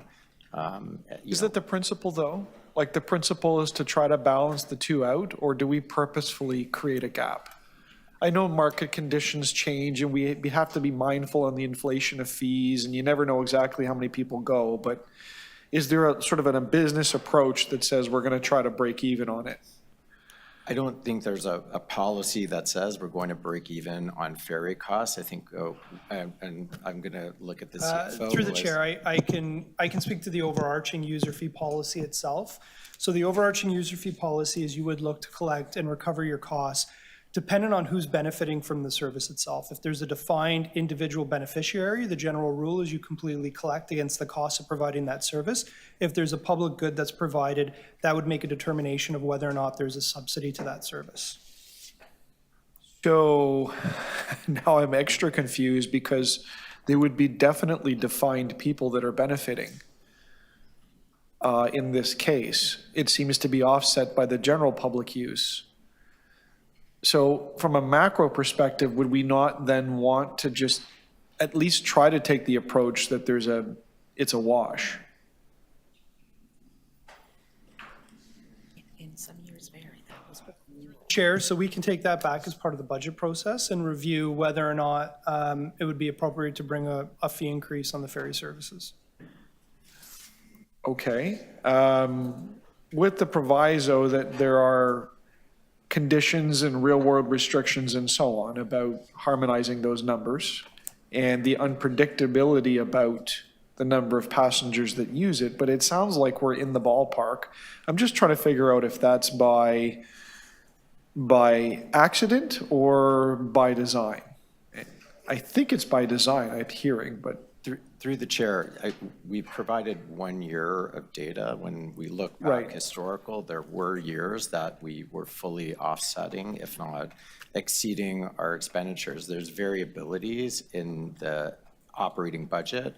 There's variabilities in the utilization of the ferries, which affect, the net performance, given that we have some fixed operating costs that we can't get around. So I would say principally, we try and get it as close to break even as possible. There have been years we've exceeded performance. There have been years that we haven't performed as well. Okay, so there's over, under, but it generally they track. Okay. Correct. That's very helpful. I asked you a totally different question. I'll be quick. It says in here that the hull didn't meet the Transport Canada standards on 45%. What was the issue? Too many barnacles? I mean, I'm just curious. It was the thickness of the hull that had deteriorated to the point that it needed to be replaced. Right, so they measure the thickness of the hull and they found issues. Okay. Thank you. Thank you, Councillor Holyday. Other questions on this item? Seeing none. Speakers? Sorry. Somebody want to move the recommendations in the report? Councillor Mantis? And I just want to say before we vote, I said, if I can pitch to help get more people on Niagara, I learned something new today. I didn't know the name of the boat. I ride my bike, take it over on the car ferry all the time, because the car ferry is a much more convenient way to get my bike to the islands than the passenger ferries, which can be crowded. So I would just call it the car ferry. So now I know it has a name, and if you ride it, it's much more convenient to take your bike to the islands on the car ferry, the Angara vessel. I'll get the hang of it eventually, than the passenger ferries. So all in favor of the report, that carries. Thank you.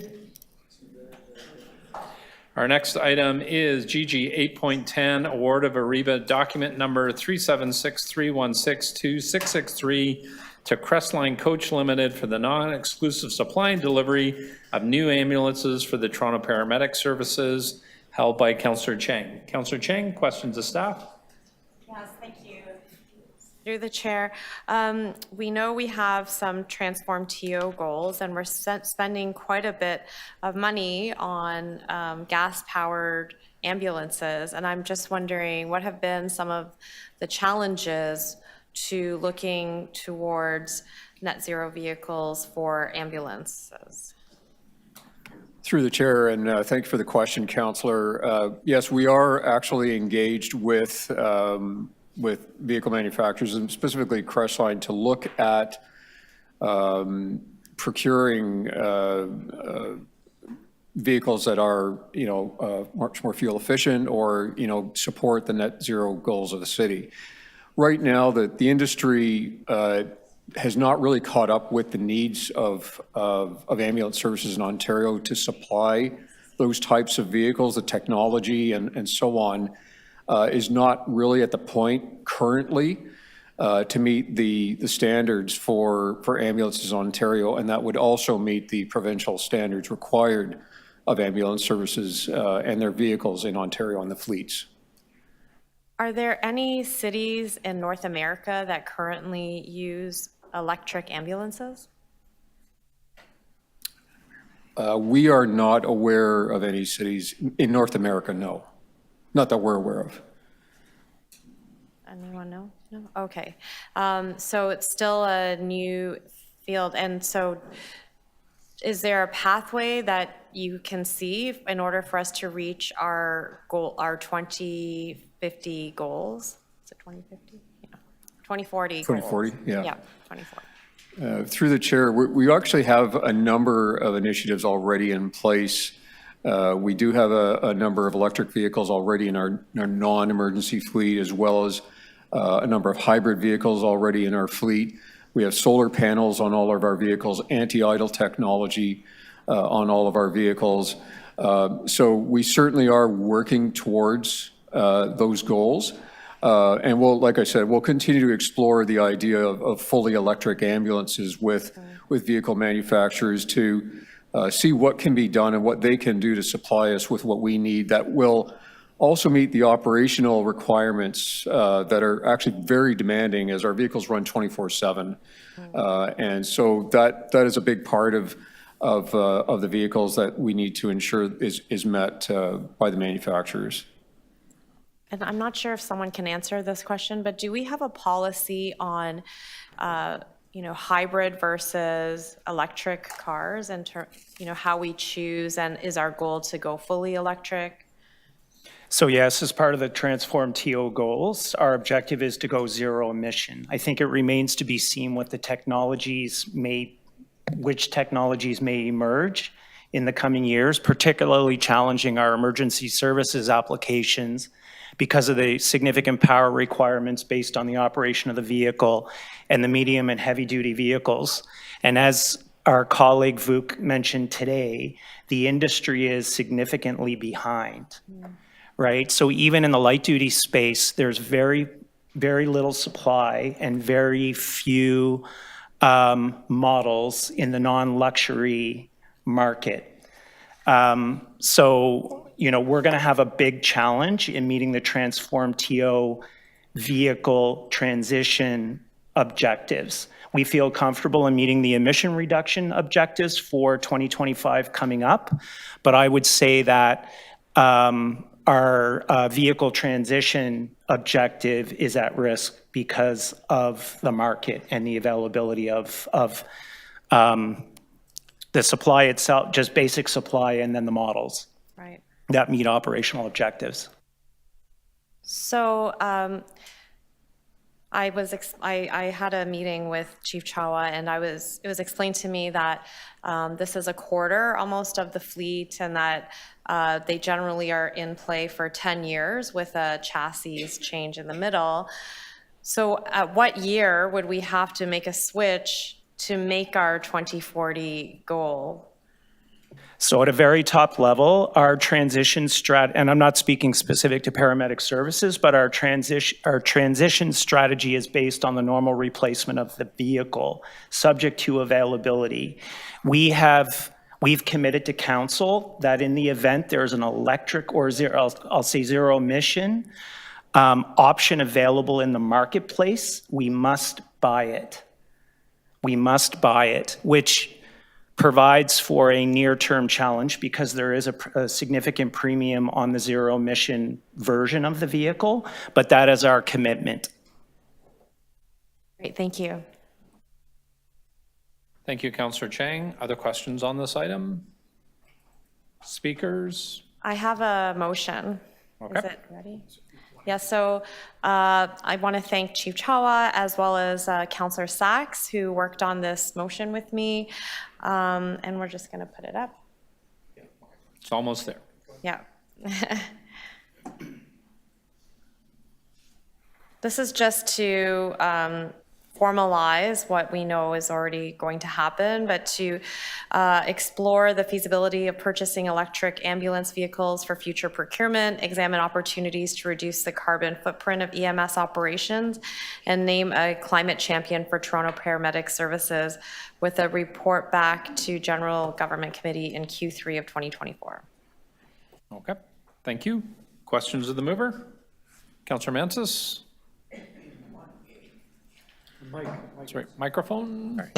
In 1A, instead of saying just purchasing electric ambulances, couldn't we say purchasing ambulances that have zero emissions? Because, I mean, maybe the electric technology isn't there, but there could be technologies as, let's say, hydrogen that might be there that we could explore.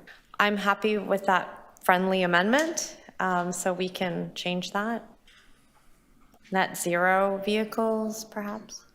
Zero emission vehicles, yeah.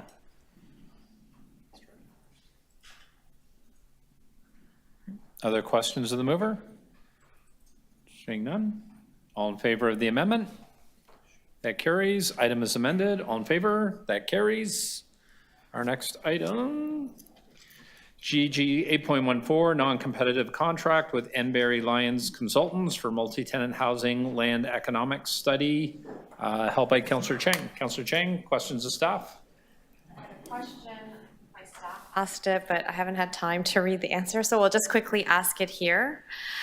In the report, it says that we have $95,000 remaining from the previous contract with regard to inclusionary zoning, and we're waiting for the miraculous moment where the province would allow us to implement inclusionary zoning. And so that money is being held, and I'm just wondering why we're adding another contract of 48,000, why we can't just use what's already is unspent and then add as needed. So just a question why we're not doing that. Yep, through the chair, it's Caroline Samuel, the manager of the zoning section.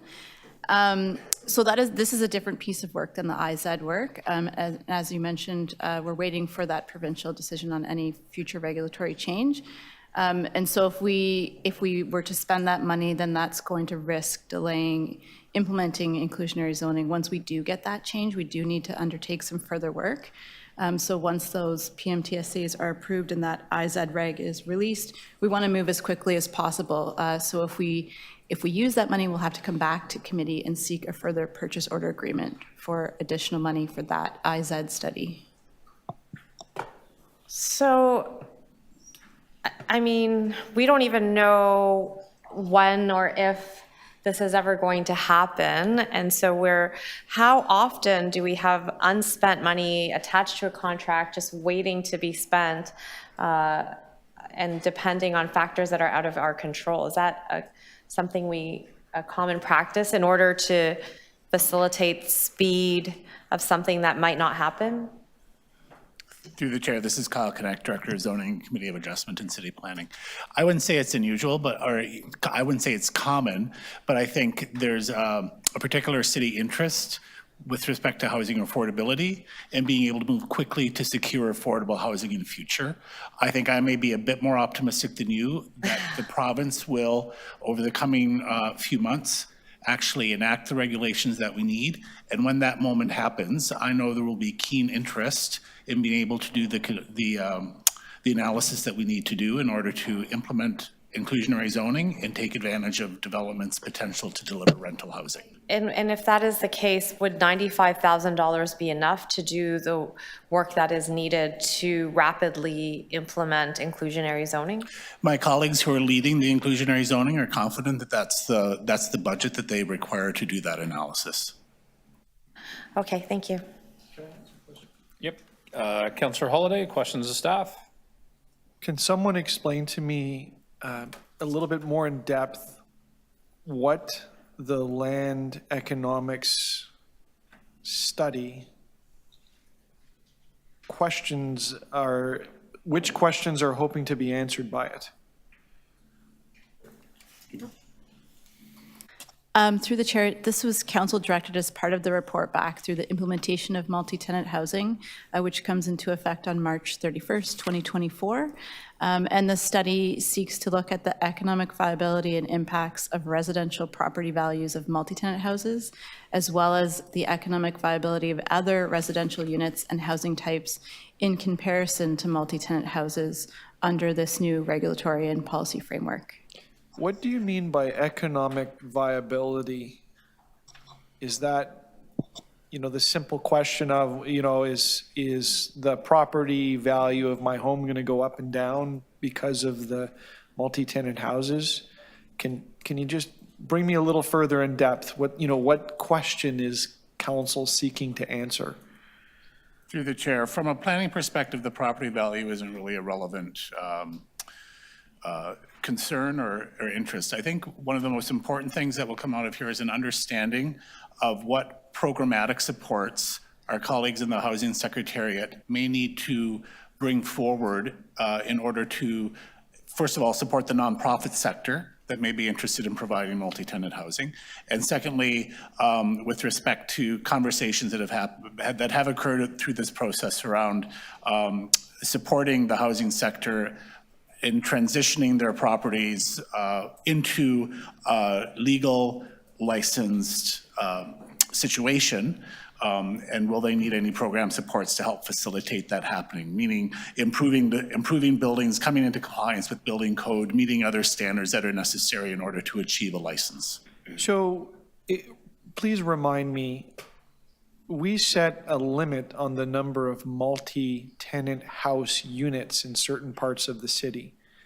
Was it 5 in the suburbs and 10 downtown? Do I remember that right? Maybe it was 25 downtown? You're on track, but not quite. The maximum number of dwelling rooms in a multi-tenant house will be 6. 6. And in some zones, generally in the former city of Toronto, that permit denser forms of development, the maximums would be 12 or 25, depending on the zone. 12, thank you. So this isn't going to come back and say something like, well, you know, the land values are really expensive. Council, you should make it 7 instead of 6. We're not expecting something like that. Like, that's not is that the type of analysis that we're doing? That is not part of the scope of work. Okay. And so back to, I think the statement was, you know, this is how to support the housing sector in the transition. Can you go a little deeper on that? I'm just not clear exactly what we're trying to answer with the study. Sorry, Councillor, we're kind of straying away from, we're here to approve a contract, not. Well, I'd like to know what the contract's for. You're straying away from in your questioning from the item before us. So if you could be a little more concise to the report before us. Thank you. Okay. Can someone elaborate on what the content of the report is that we're commissioning for $49,000? Through the chair, the report will cover the economic context that allow a multi-tenant house to establish itself. So what are the land economic factors that influence a house owners or a multi-tenant house operator in making the decision to establish that house? And related to that, to help our colleagues in the Housing Secretariat understand the economic challenges, if there are any, around establishing that kind of house, so that they can make informed recommendations on what type of program supports they would need to offer both the nonprofit and potentially the for-profit sector to establish houses and or to make improvements to their properties in order to be able to comply with licensing regulations. And the goal, of course, is to ensure that we've got a realistic path to compliance for both existing and future multi-tenant houses. Thank you. Thank you, Councillor Holiday. Other questions? Councillor Mantas? Just a follow-up to that question. Why are we creating a report to make sure that potential residents that want to convert their homes have the financial viability? I mean, isn't that up to the homeowner to figure out if it's a cost, the viability of the project for his own household or property? Through the chair, if my colleagues in the Housing Secretariat were here, I would refer it to them, but I think Councillor, sorry. So this whole thing was debated at the Planning and Housing Committee. We're here to approve the contract, not why the contract was created. I understand that we're here to ratify or to vote on the contract. So you can either say yay or nay on the contract, but I but mean, the rationale behind the just the contract rationale of and why it was why are created we doing the was done report. at the Planning and Housing Committee. Yeah. Yeah. Through the chair, I think the purpose of this study is not to help private sector operators make business decisions. It's to provide important background information to the Housing Secretariat so that they can determine A, whether programs are necessary, and B, if so, what should those programs include. So it's background information to support a future policy and program recommendation. Just a follow-up to that? Just one more, just a follow-up. So are we going to hire a consultant to do the work for this report, or are we doing it internally? This is a consultant-led study. That's why we're here requesting permission to procure. Sure, if you like. That's your ability to ask for as a city councillor. All right, any other questions of staff on this item? Seeing none. Speakers on this report? Seeing none, all in favor of the report? And Councillor Mantis, you want a recorded vote? Okay. All in favor of the report?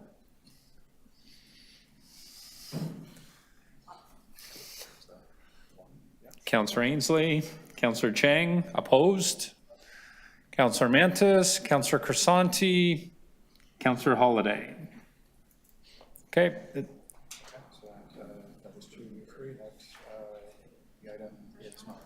The item is not adopted. Okay, thank you.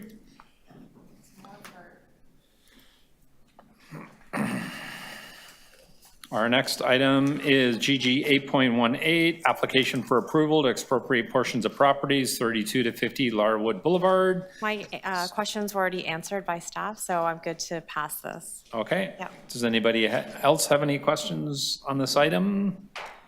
Seeing none. Speakers, Councillor Chang? No speaking, just moving. Move the report. Thank you very much. All in favor? That carries. GG 8.19, 311 Toronto Service Insight Surveys held by Councillor Chang. Questions of staff? Yes.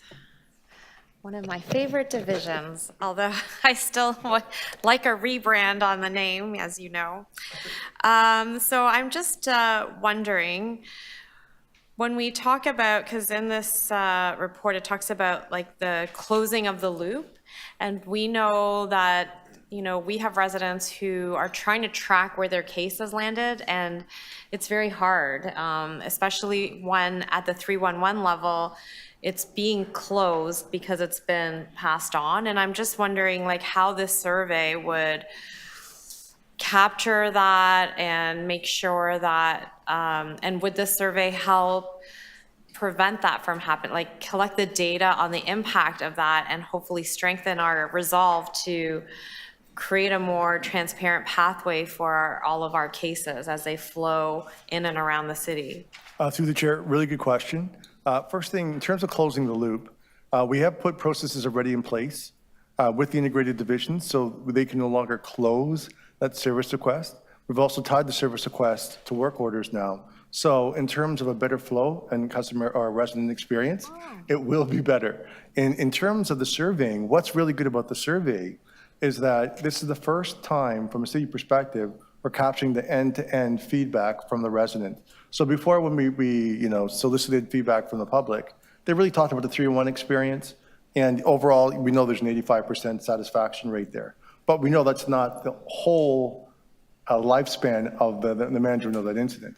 Through this particular process, we'll capture the intake from 311, we'll capture the intake from the phone channel, we'll capture the intake from the portal as well as the app, and then most importantly, we'll get the perceptions of the integrated divisions and how they feel and from a resident perspective. We'll get that data, we'll collect that data, we will work with their integrated service divisions on improvements and identifying pain points.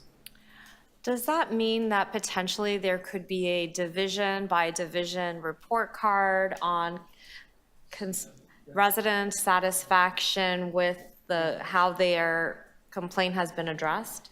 Through the chair, I would like to say yes. I would also like to work with the Service Excellence Committee because that's something that we'd like to look at from an end-to-end perspective, and that's one of the things that we'd definitely be putting on the agenda. So to your question, that's absolutely something we're moving towards. So just to clarify, I know that I have used some provincial services where as I'm using the service, I get like a prompt, will you be willing to do a survey after this call? We'll send you a link. Or is this what we're foreseeing, that embedded in our process will be an opt-in for providing feedback? Through the chair, 100%. So what's really, really important is we want to make sure that you're comfortable providing your feedback. So we're not making it mandatory, but there are other areas. So CSAT that we're trying to capture. We're also the customer effort in terms of touch points, difficulty, ease of use.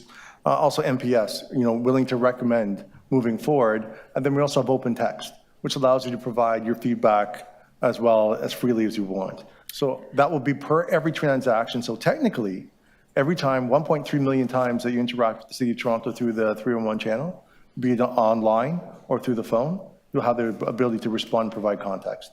maybe we need to create like a Yelp or a rate your, there's rate your professor, rate your teacher. We could have rate your division, your city division, and people could give reviews of the service they've been received. Is that something that, perhaps would make our city more accountable and more approachable and accessible to people?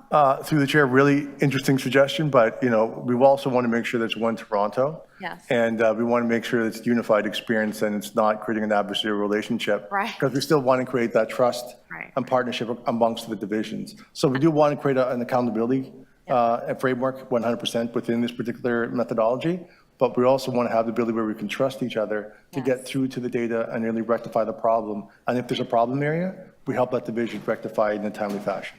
I have one last question, and it's just about how we close the loop. Sometimes our staff as counselors, we can't get to the information easily because of privacy and data. Is there an opportunity to have an opt-in when people are filing their 311? Do you agree to share this data with your counselor so that they can follow up on requests on your behalf, so that that loop closing and for us to serve our communities, it would just be a lot easier? Through the chair, very, very, very interesting question. I did not approach it that way. What I would ask is when we look through working through the Service Excellence Committee, we could explore that option, work with legal and appropriate stakeholders to see the viability of that. Great, thank you. Thank you, Councillor Cheng. Councillor Holiday, questions of staff? Yeah, thank you, Mr. Chair. Just generally speaking, can you tell us a little bit about the genesis and industry practice on this type of surveying? Where did it start from, and what is the industry doing?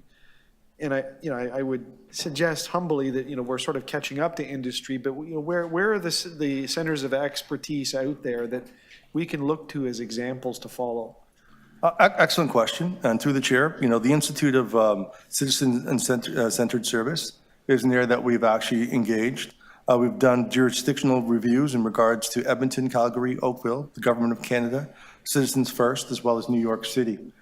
So it's not just us thinking about this in isolation. We've looked at best practices and behaviors. And we've also made sure that we capture the information in terms of CSAT, customer satisfaction records, customer effort in terms of ease of use, MPS rating from 1 to 10, best practices in terms of if you'd recommend the use of this particular solution, and then also allowing people to provide their own unique thought and feedback through open text. So all these are best practices that we've incorporated to make sure that it's unique in terms of seeing a real commitment to service excellence, an improvement in transparency and accountability, and also an end-to-end perspective that did not exist before at the City of Toronto. So who out there does this? Is it retailers? Is it banks? Utilities? Who's really good at this that we can see a real world example of? And it may not be exactly what we're doing, but gives us a sense of how this is done out there in the industry. Great question. And through the chair, banks do it very well. Retail environments do it very well. The Government of Canada actually does it very well. In many cases, I was doing some Christmas shopping online, guilty as charged, and had the opt-in feature to find out if my satisfaction rate, and then I got a discount, if I, actually used it. I'm not saying we can give the discount to the residents, but we can give incentive. What we can do is offer them another ability to use their voice and provide different insights and perspectives to the City of Toronto. So through the Service Excellence Committee that we're looking to, to work through, this is another opportunity to go into and look at service excellence and engaging the resident in a higher, more intimate way than we have in the past. So I kind of see this, it's not the same as, totally not the same as the fraud and waste hotline, but for example, in that situation, when people make a report to that, there isn't necessarily a feedback to the feedback loop, other than, hey, we got your complaint or your concern. They don't know what happens downstream. And so, once a year, a report comes out and says, we got all these different calls. Here's a couple of examples of what happened. And, sometimes citizens will see their call in that example. So are we contemplating kind of the close the loop of closing the loop report that talks about, what citizens are saying. So it gets over that hump of, well, they asked me to do this survey, but I have no idea if the survey actually ends up in the bin. So, we can show citizens that, hey, we're listening. There was some really upset feedback about such and such, and so here's a change, or here we got good feedback about this, council, you should know that. Through the chair, very good question, very good comments. One thing I'd recommend is that if part of the opt-in option is to provide your contact information. So we do want to provide that resident with some feedback, with some levels of improvement. We do want to provide that counselor around trends and nuances that are happening in their wards. And we want to provide the integrated service divisions with some areas or opportunities for improvement in their service. Thank you. Okay. Thank you, Councillor Holiday. Other questions of staff on this item? Seeing none. Mr. York, I wanted to ask, as somebody that loves the 311 app, so how do you capture through the survey? So somebody, and I'm going to use the example that I've gone through of, so I'm out driving around my ward, I see a utility box, it has graffiti on it. I go into the app to try and find how I report graffiti on the app of a publicly owned utility box. It is owned by the City of Toronto, and I can't do that. So for me, I end up sending the picture to my staff and saying, find a way to report this to the utility, but I wasn't able to successfully use the app and I got frustrated. How do something like that inability to use the app doesn't get captured in the survey? Yeah, through the chair, very good question, and it will now. So part of the survey functionality is to capture the ease of use. And the ease of use will be through the phone channel. So there's specific questions if you're going through that channel, specific set of questions if you're going through the portal online, and specific questions if you're going through the app. So you'll be able to not only provide, where you satisfied ease of use, so on and so forth. So there's drop downs that you can click on. So we'd have reporting against that, but you also have open text.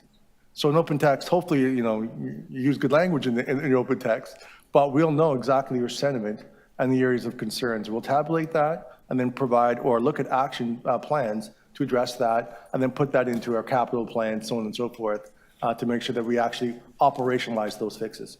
Okay, perfect. That was my question. Thank you very much. Appreciate it. Speakers on this item? Councillor Chang, did you want to move the report? All in favor? That carries.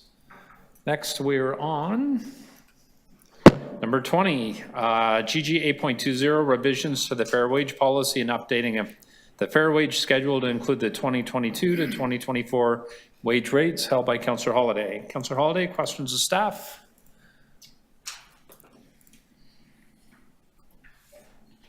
Yeah, thank you.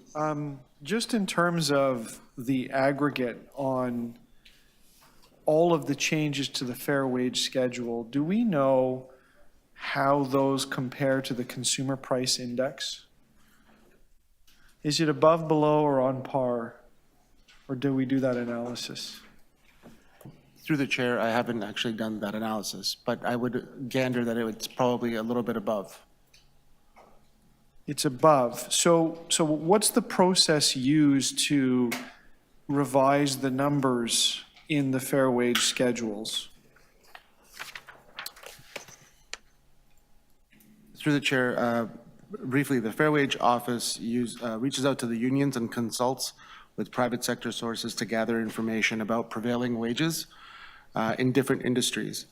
For the 5 construction sectors, heavy, ICI, sewer, roads, and utilities, we take the union rates for Schedule C classifications, and we remove items that go to the benefit of the unions, for example, and keep everything that goes to the benefit of the workers, including vacation, benefits, training, etc. Sorry, I didn't understand that last point. What would go to the benefit of the unions? You mean like the union organization itself, or the Correct. unionized workers? Correct. To the union fund, every union has their own nomenclature for a small amount of money per hour that might go towards promotion of the union. Like dues? in addition to the dues as well. Okay, and so you back that out of the wage? That is correct. Out of the union schedules? And so I didn't catch that. Is it backed out of then the number that you provide for the non-unionized workers? That's correct. It's applied to the fair wage rate. Okay, okay. So the non-unionized fair wage worker rate would be marginally below the union rates, and that margin is reflective of certain monies that go directly to the union. Is that correct? Typically around 2 to 4% lower than the union rate, yes. Okay. Can you tell me a little bit about the changes in the report regarding owner-operators and what issues there were? In the previous application section of the bylaw, language on small businesses actually included owner-operators as an indicator of a small business. The challenge is that we can have businesses that are considered small and still have up to 99 employees. And we still want the bylaw to protect them. And in order to clarify what an owner-operator was, we just decided to use that language and simplify it. So is my understanding, though, that some small businesses were able to call themselves small businesses and then not be required to follow the policy? That is correct. They would call themselves small businesses, hire a worker or two, and then pay them below the fair wage. Well, I don't mean editorializing like what they call themselves, but small businesses could say, I'm a small business, and not be subject to the policy. So is it right that this proposal then really brings down what a small business is to literally an owner-operator, which is one person? So through the chair, we can assume a lot for what they would classify themselves as you've noted. But we do need to be clear that the original definition still did include the fact that it was an owner-operator. That it was, and I'm just going to look at my definition here. It's typically those with owner-operators or partnerships or principal companies as long as they undertake the work themselves. So the change in this update, though it is removing the word small business, it doesn't actually change the interpretation or the use of the owner-operator language. So if I'm an owner-operator and I don't say operate a piece of machinery, I'm not subject to the policy because I'm not going to police what I pay myself, right? The owner and the operator is the same person. That's correct. But if I have, say, 1 or 2 workers as a helper or somebody that, operates this machine part of the day and I operate the rest of the day, this change would make me no longer exempt. That is correct. But we do also have to be clear that they are still applicable to the labor trades. So though which again, we align our rates to the labor trades. So it should not truly change anything within how they're doing business and how they're paying their employees. Okay, last question. If their employees are not unionized, then the labor trades don't apply. Correct. That becomes a different question. Yes. Okay. Thank you, Councillor Holladay. Other questions of staff on this item? Councillor Cheng? So I'm seeing a 4 to 5% on average increase across the different classifications. And I'm just wondering, is that going to be similar to the COLA that the city will apply broadly in the new year? Has that been established yet? Unfortunately, from the PMMD perspective, I'm uncertain of what the COLA will be, but that could be expected. Through the chair, I'll look up the, I don't have the number off the top of my head. I do believe it's lower than that. The existing agreement that we have with Local 416 and 79 would have been established a few years back as not consistent with general inflationary increases that you might be seeing in the contract today. But let me double check where the numbers are. So when I see increases like the ones presented, I think about our property tax increase, because this is the cost for our city to operate. So I'm just wondering, when we're making decisions in our research, are we also considering the impact on the property taxes required to uphold these increases, in addition to any shortfalls that we already are experiencing? So technically, property taxes are not accounted for within our calculations. As my colleague stated, a number of other items are accounted for. Again, the current trades, the benefits, just to ensure that we are not taking advantage of the workers that are working for the city, and that we are paying, again, the fair rate. So the greater impact of how we're going to calculate our budget and the financial impact on the city is not calculation that's considered as we figure out our fair wage policy.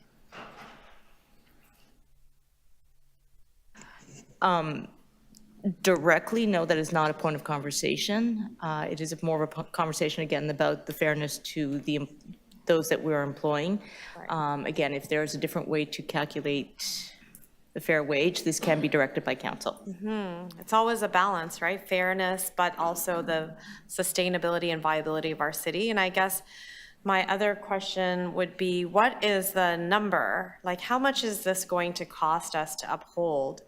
I see percentages, but and then when it says financial implications, it says there will be an implication, but I think it's important every decision we make, we actually know how much does this cost us to uphold. I'm not saying that we shouldn't have fair wages and we shouldn't, but I think that when we're passing something like this, we should have a number. Like the price tag to uphold the fair wage policy in our budget is X. So I'm just wondering, has that been calculated? Is there a number?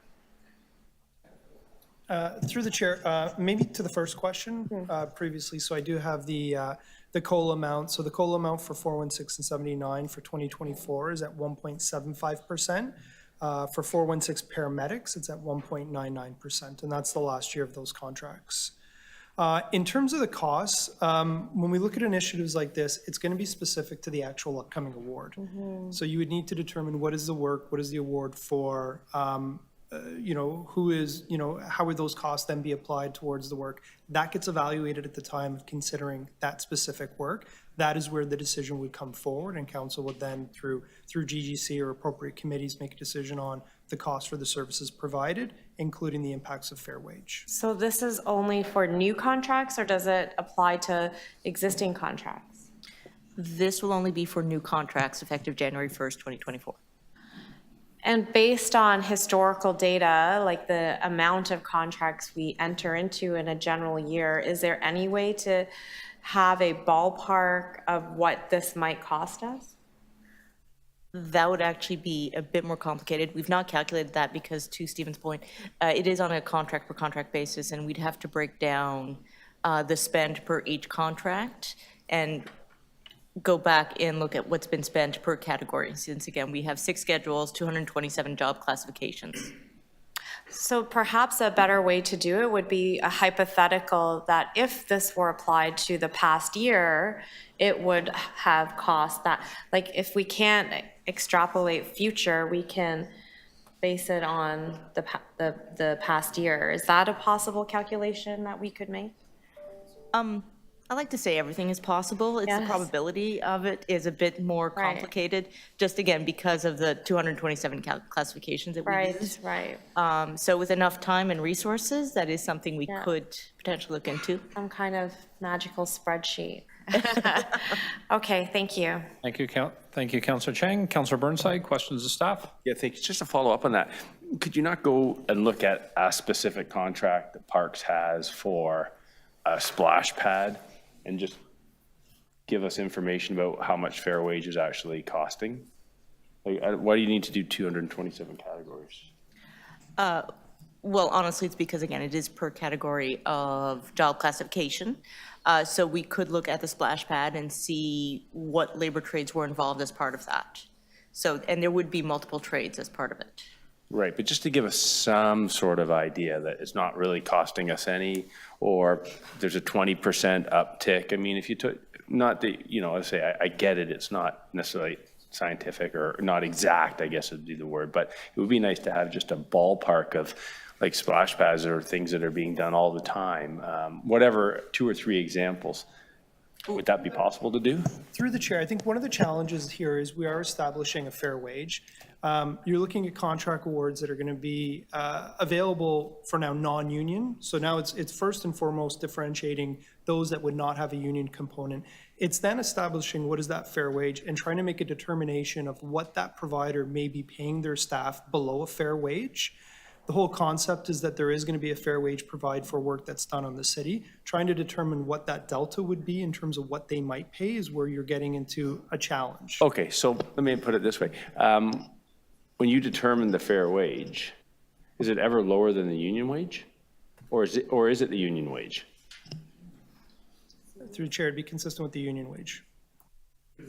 So we could, so like I had anecdotally speaking to someone in Parks, they had a quote and then they told me it went up 30% because they had to, the contractor had to increase the wages. Like, I don't know, it seems to be very confusing.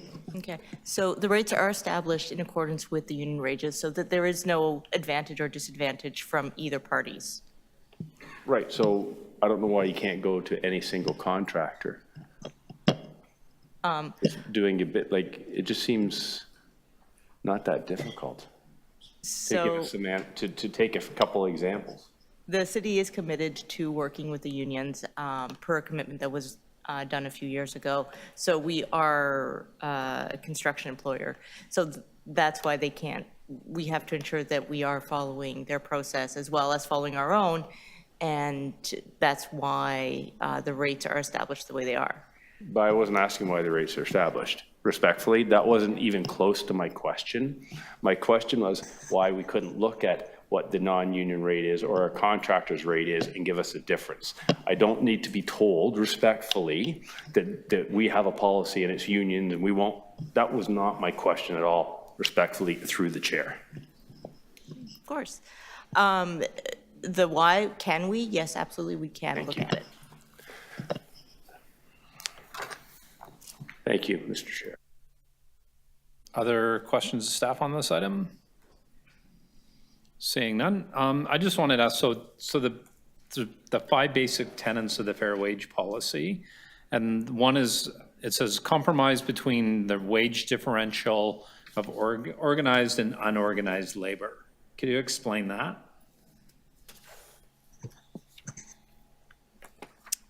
I'm sorry, can you repeat that, the question? So there's 5 basic tenets of the fair wage policy, and one of them is a compromise between wage differential of organized and unorganized labor. Mm-hmm. So could you explain the basis of that? So this is why this is part of the change. It is not compromise, it is harmonizing of the rates. To ensure that, again, they are in line with each other, that we are, again, not taking advantage of anyone, and also creating an even fair playing ground. Okay, and the other tenet, it says create a level playing field and competition for city work, if you could elaborate on that. Again, back to the point, we are a construction employer, therefore we want to ensure that rates are not, that bidders are not cost-cutting and or lowering their own rates to get business, and this is done on the backs of their employees, and therefore the city is taking advantage of that. So this is creating that fair baseline. Yeah, and I can think of a number of instances over the course of time I've been on this committee where the Fair Wage Office has found contractors, non-unionized, using non-unionized labor, undercutting their employees or finding ways around like advance payment. And that's kind of the genesis behind this, correct? Correct. Okay, all right, thank you. Speakers on this item. Councillor Holyday. May I ask that the motion be presented? Yeah, 2 motions, thank you. Hopefully this microphone's working. Thank you, I had 2 motions. The first motion is that the item be referred back to the Fair Wage Office with 2 asks. The first is more detailed financial analysis and an estimated budget dollar impact. And the second is to present options to look at, and I'm going to paraphrase because we lost the display of the motion, but it was to look at opportunities for small business. There we go. Designed to ensure competitiveness and remove barriers to participation in procurement opportunities. So this is a social policy. It's a voluntarily entered policy. I know I've established that through questions prior. And its impact is, it's spelled out in an indirect way in the report. And what it does is it increases, I'm sorry, Matthew, there was a second.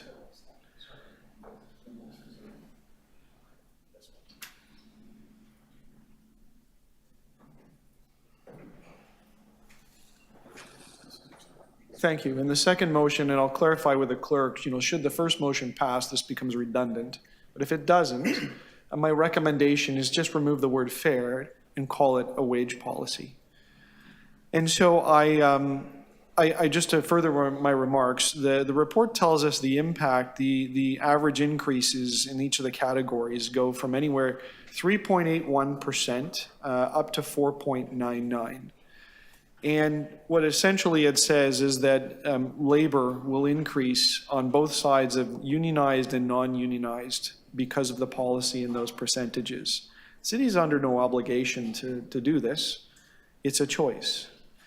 And what I do share with some of the concerns of my colleagues is it's not clear to me the financial impact of making that voluntary choice. My suspicion, given that many contracts rely heavily on labor, and we have lots and lots of contracts, this could be in the multiple millions of dollars about making this choice. We can do lots of things. We can defer the rates. We can wait. We can not implement the policy. I'm sure there's as many councillors as there are opinions on how to do this. But I would really like to see those 2 things. And the most important one, given the sensitivity of the budget, is some sort of a deeper financial analysis, some speaking of numbers. And I appreciate the debate today and the questions is that it may not be easy or direct or precise, but there must be some methodology to do this. I don't know if it's look at contracts, look at the percentage of labor, look at the percentage of increase and, and work that out to a range, fine. But if we can't estimate that, I don't know how we can responsibly turn to citizens and say, well, we've made these decisions. We don't even know what they mean in terms of the dollar value. We'll have to wait and see. And the second is, I have a fundamental disagreement with, how we treat small businesses. And I don't disagree. There may be problems with the policy in how you define it. And maybe some people, as the example was given, that had many, many workers that may not really have been a small business were able to qualify. But I do worry about very small businesses that may have 1 or 2 employees where these sorts of things create barriers to doing business with the city. And so can we look at some options for that? And that's my simple ask back. And the second motion, I think, is self-explanatory. I guess fair is in the eye of the beholder, fair to whom. Those are all very political questions. And it's almost like it's editorial on the title of the report. and the policy. So why don't we just drop that and just call it the wage policy so that it's clear to everybody what it is? It's almost like the minimum wage policy of the city, you know, sort of an overlay on say the legislative minimum wage is. But again, it's a choice, and people should understand that. And I think that's the difficult thing, is the public doesn't always know that we make these broad moves at council, and they don't always know what these implications are. So this is about bringing some information forward and being a little bit more plain with it. So I'll thank you, Mr. Chair, for allowing me to speak.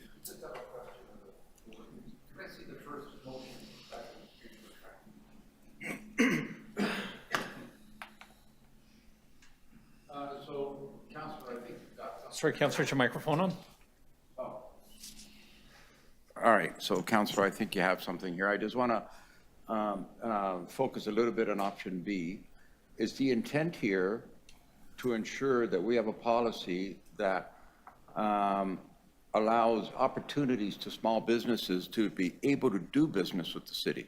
Yeah, so the current report is kind of doing the reverse. And there's probably a significant amount of debate in this area, but the current proposal before us basically brings small businesses down to a single individual owner operator. And yep. My thinking is there maybe something that's small, but not that small, that should be included in the policy. And again, I don't want to go too far with policy intentions, but the whole idea is to allow them to be competitive so they don't get excluded by any change like this. All right, so we just want to make sure, and through your motion, that small business has an opportunity to bid on jobs and not just medium to large business. Right, okay. That's all it is. Thank you, Mr. Chair, that's good. Okay. Thank you, Councillor Crisanti. Other questions of the mover? So, Councillor Holyday, I wanted to ask, so the same clause in the first motion, if I can have it on the screen. So the way that you've worded it, and remove barriers to participation in procurement opportunities. So what barriers do you see? So I don't know, but I wonder if the change to the fair wage policy that's proposed today would create a barrier for a company that would have been excluded from the fair wage policy and is now put into the fair wage policy. So the barrier becomes, they're just unable to compete, or it's not competitive, or it causes a hardship for the small business. And I think we should be looking at those policy considerations. And it's simply to bring back options on that, and obviously with the options comes the analysis. So when you say remove barriers to participation, so in your mind that's purely hypothetical. You're not aware, you can't give me an example of a small business that was prevented from a procurement opportunity in the city of Toronto. Yeah, unfortunately, the report just doesn't go into that depth. It kind of goes the other way around. It says, we just want to close up the policy further to single owner operators. And I am very clear on the understanding is that there were businesses that did qualify that were more than just one person that were exempt. And so there's no chance to examine the circumstances around those businesses and whether or not they're going to be able to continue to do business with the city. If I can get some assurance that they will, great. But that's why the question is there, is bring us options to include those people.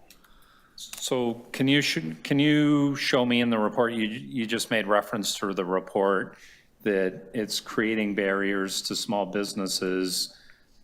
Where's that? Where do you see that in the report? It is very simple. There are less people that will qualify for an exemption to the fair wage policy. So the opposite is the inference that by no longer qualifying for it. Councillor, you said in your answer to my previous question, you made reference to that in the report. Which? That there was barriers. You said in the report there's barriers to small businesses participating because of the fair wage policy. No, I don't know that I said that. Explain to me in the report where you read that, I would No, appreciate it. it's my understanding that the change in the policy will result in companies that would have been exempt from the fair wage policy no longer being exempt. Where's that in the report? Because it is a change, and it was established in the questions, that there were companies that were more than one person that were exempt that will no longer be exempt. And so the inference is, well, I didn't hear that. I did. I think the number was up I'm to. sorry, Councillor, I'm asking the questions. Yes, and I think the number was in those questions and answers was up to I think the example was there was a company that was up to 99 workers that were exempt. And so if they are no longer exempt, it's a reasonable inference that that could create a barrier. And so I would like to have a deeper policy examination around that. So I'm going to take my indulgence as chair, and I hope the committee will indulge me, because you're telling me one thing and staff from the Fair Wage Office are shaking their heads. Simply the tape back. So if you could ask staff to clarify, please? With pleasure. Through the chair, a small business, when you look at the general definition, is classified up to 99 employees. This change does not actually change what was always practiced and always intended with the fair wage bylaw and policy, which is for the owner-operator model. So again, owner-operator, strategic partnership, that's the model that's followed, and that's the clarification that's been made as part of the bylaw. So it is not to eliminate businesses, it's not to eliminate competition. It's that clarification of the owner-operator definition. So can I ask a question, Chair? Sure. So what I just heard, though, was that a small business was up to 99. And so would they not have been exempt? If I could just read the provision that exempts them under the current provisions, I think that might be helpful.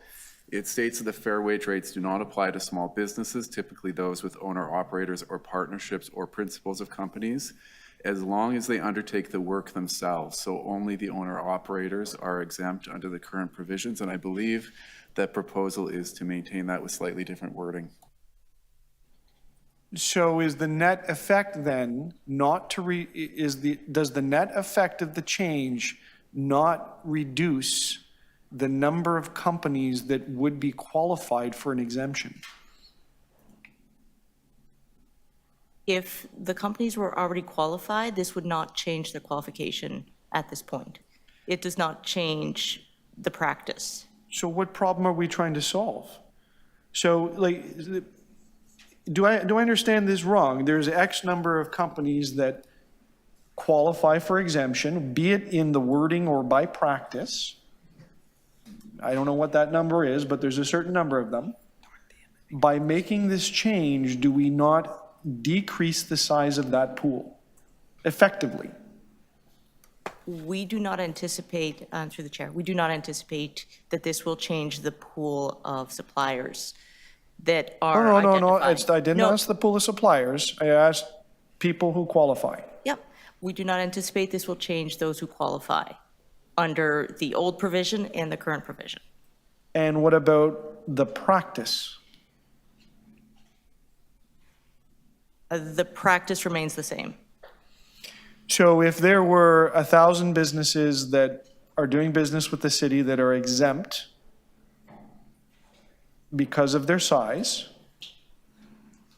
this change still results in the same 1,000 being exempt. That is correct. So then why make the change? For clarity. Clarity is big in our contracts, and it is for clarity that change is being made. Okay. Well, I will leave it to the committee of whether or not they want to vote for the second half of the provision.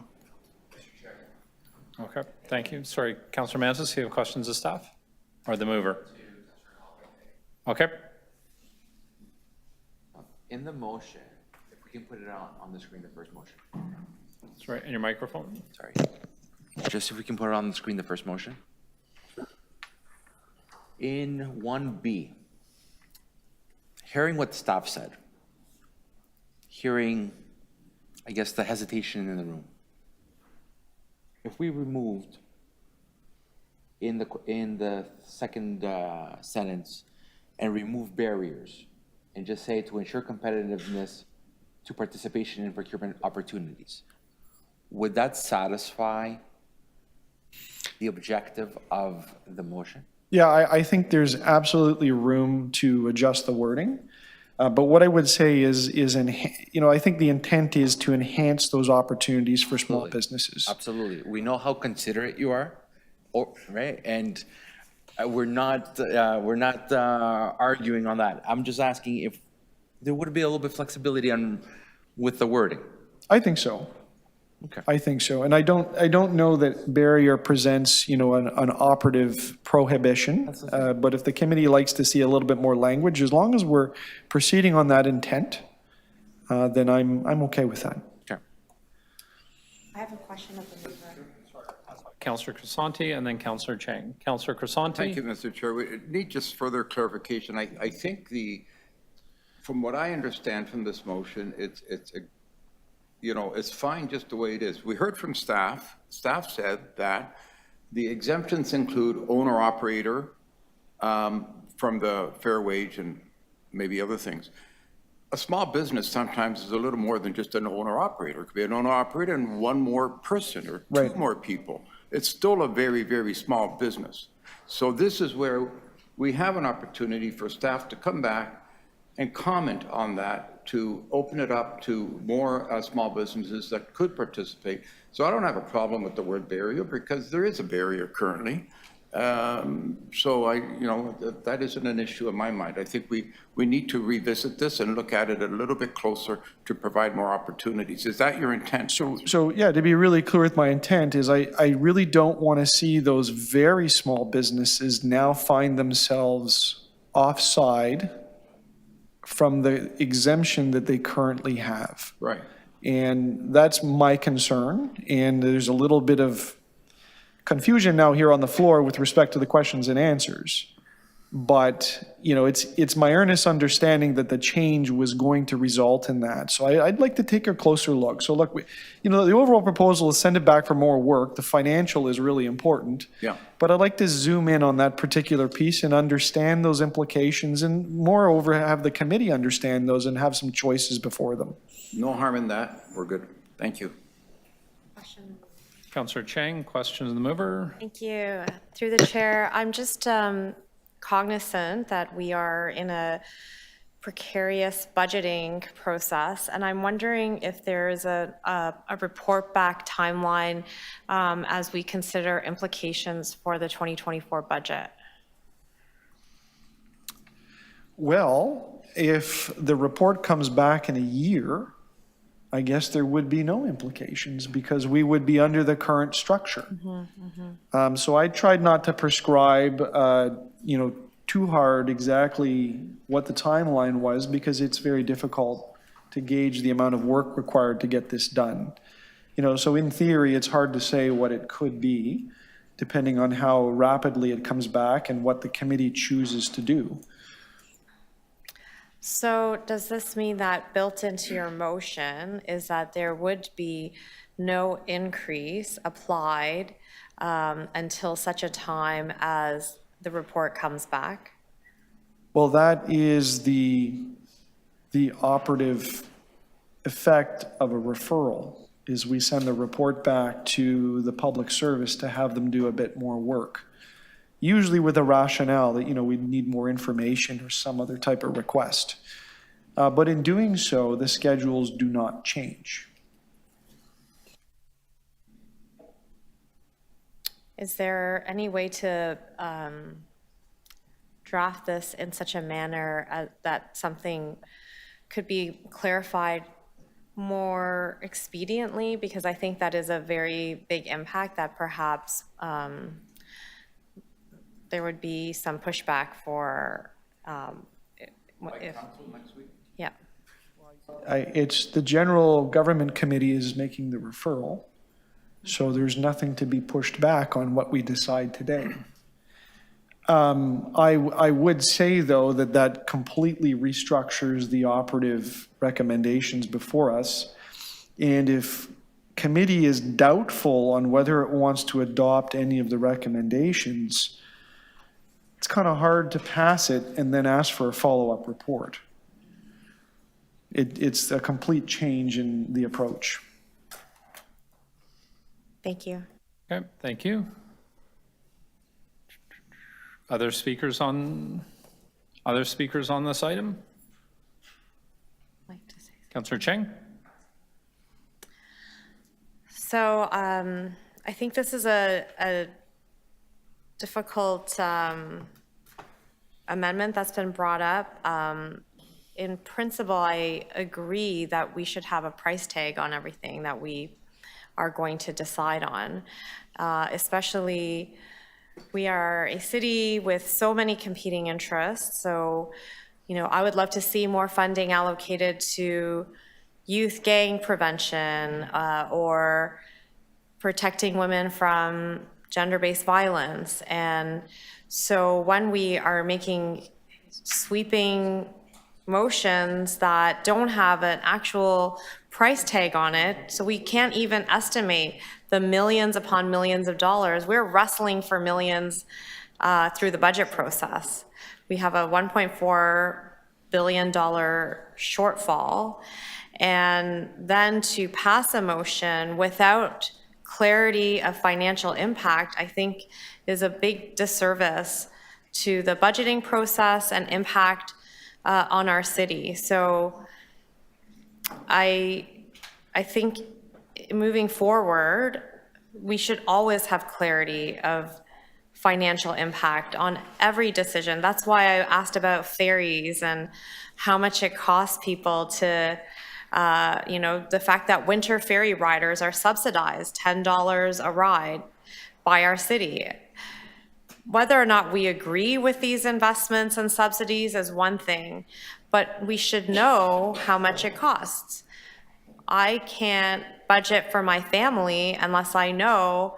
I can't go to a grocery store and have a nominal idea. I need to know how much will these eggs cost so that when I go to the checkout counter, I know I have enough money to cover it. So I think it is important that this policy includes an estimate, a financial analysis of impact.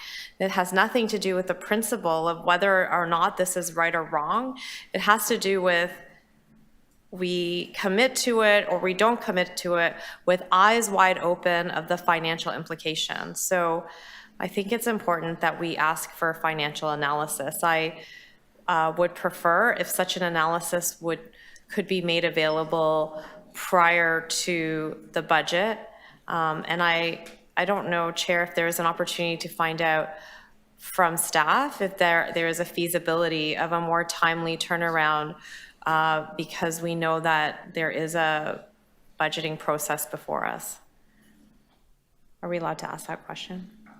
Okay. Thank you. Other speakers on this item?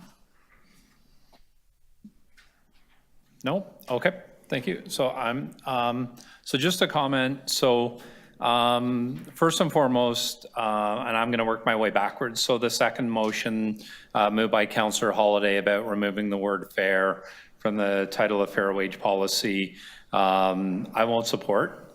The fair wage policy's been around since 1893. I think the word fair fairly encapsulates, for lack of a better word, what the policy does.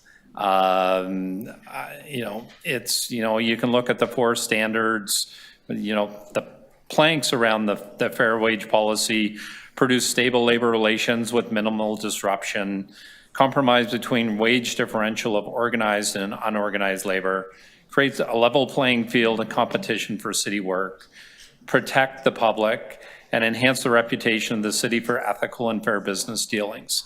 And this policy has been in place since 1893. It's worked very well since then. I'm not prepared to remove the word fair from the title of this policy.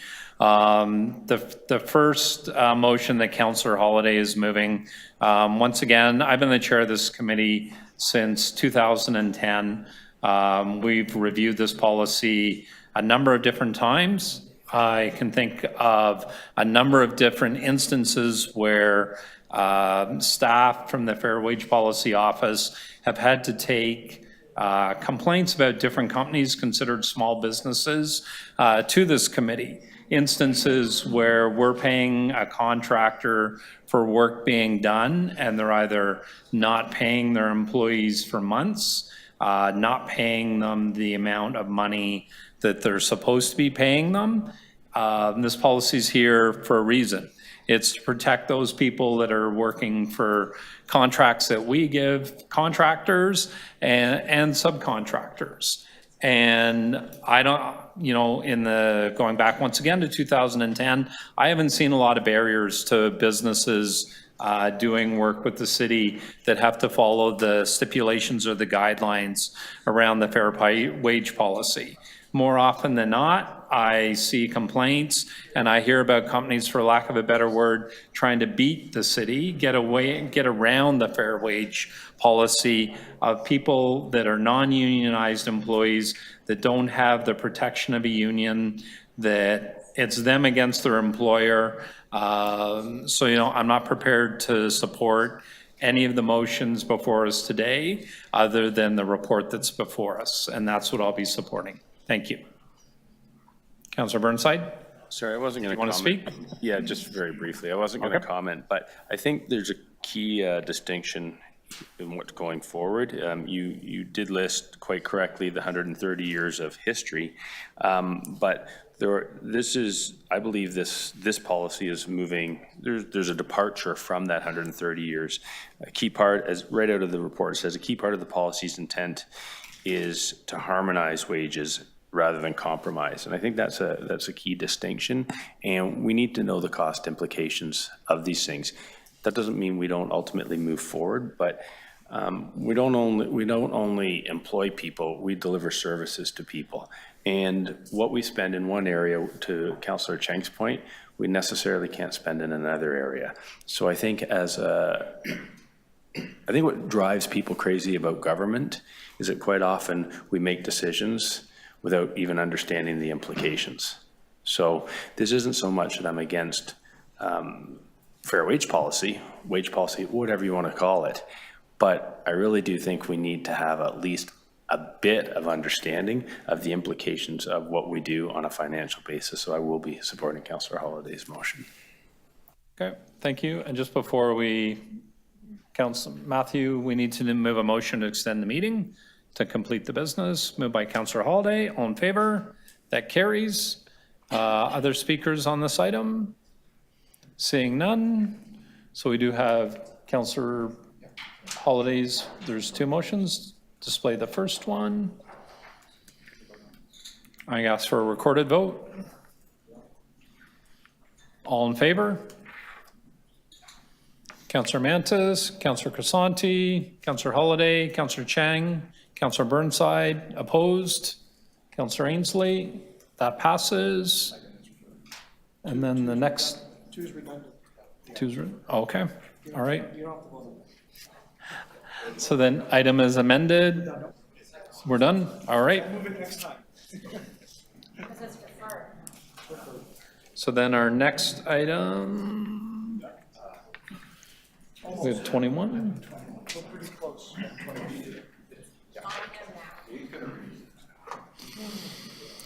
Our next item is GG 8.21, amendments to the Toronto Municipal Code, Chapter 195, purchasing and review of open contracting global principles and the role of the Inspector General, held by Councillor Holladay. Councillor Holladay, questions of staff? No, sir. Sorry? No, sir. No, Mr. Chair. Speakers? Yes, Mr. Chair. Okay.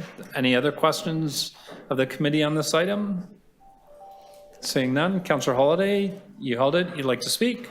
I will, and I have some motions that I think are less controversial and hopefully helpful to the committee. And I will thank staff for helping me develop them. And I will also do a shout out to staff to let the committee know that the staff have been working on this anyways. But it is something that we've talked about at the committee earlier. And it's just about when we're dealing with a non-competitive procurement, we're often trying to sift through the report to understand why it's here and what the background is. So I'm going to ask for 3 things. It's a request of the Chief Procurement Officer to include these elements. And the first is, within the procurement bylaw are a whole bunch of reasons, standard reasons why you can do a non-competitive procurement. And I'd just like to have that reason put up front and center. I'd like to know why a competitive procurement was not undertaken. And then in cases where there was a time constraint, a good explanation to the committee as why. So it doesn't really change any bylaws or policies. It's just an ask of some enhanced reporting. They're questions that I have, but chances are they're questions that the public has, and I think it just makes for a better committee process if we can ask those. And I will say, you know, sometimes they are addressed, and sometimes it's a little harder to pick out those specific pieces of information. So I hope you find that agreeable and helpful to the committee. Okay, thank you. Questions of the mover?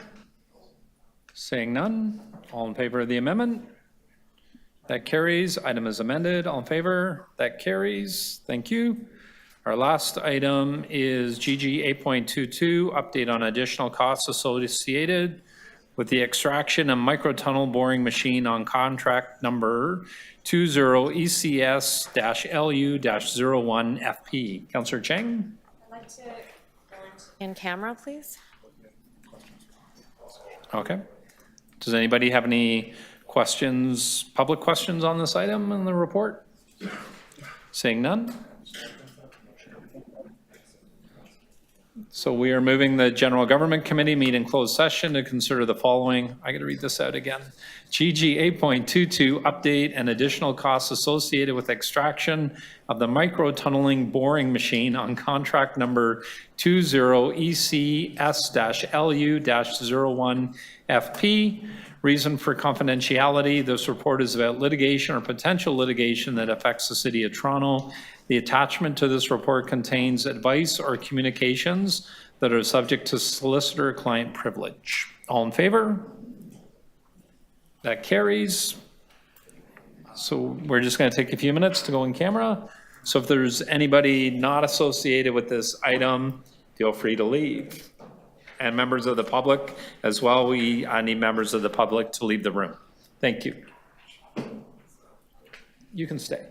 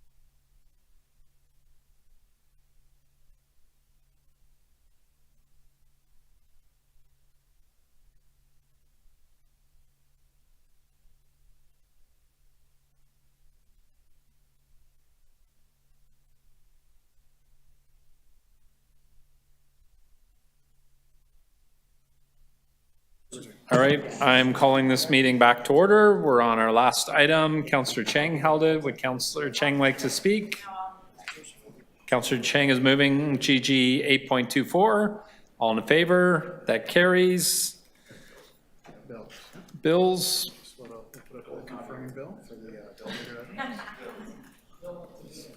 Councillor Mantis wants to move the confirming bill when it comes on the screen. All yours, Councillor Mantis. You have to read it. That confirmatory bills to confirm the legislative proceedings of the General Government Committee acting under delegated authority at meeting 8 on December 6, 2023, be declared as bylaws and passed subject to section 226.9 of the City of Toronto Act 2006. All in favor? That carries. Meeting adjourned. Thank you, everybody.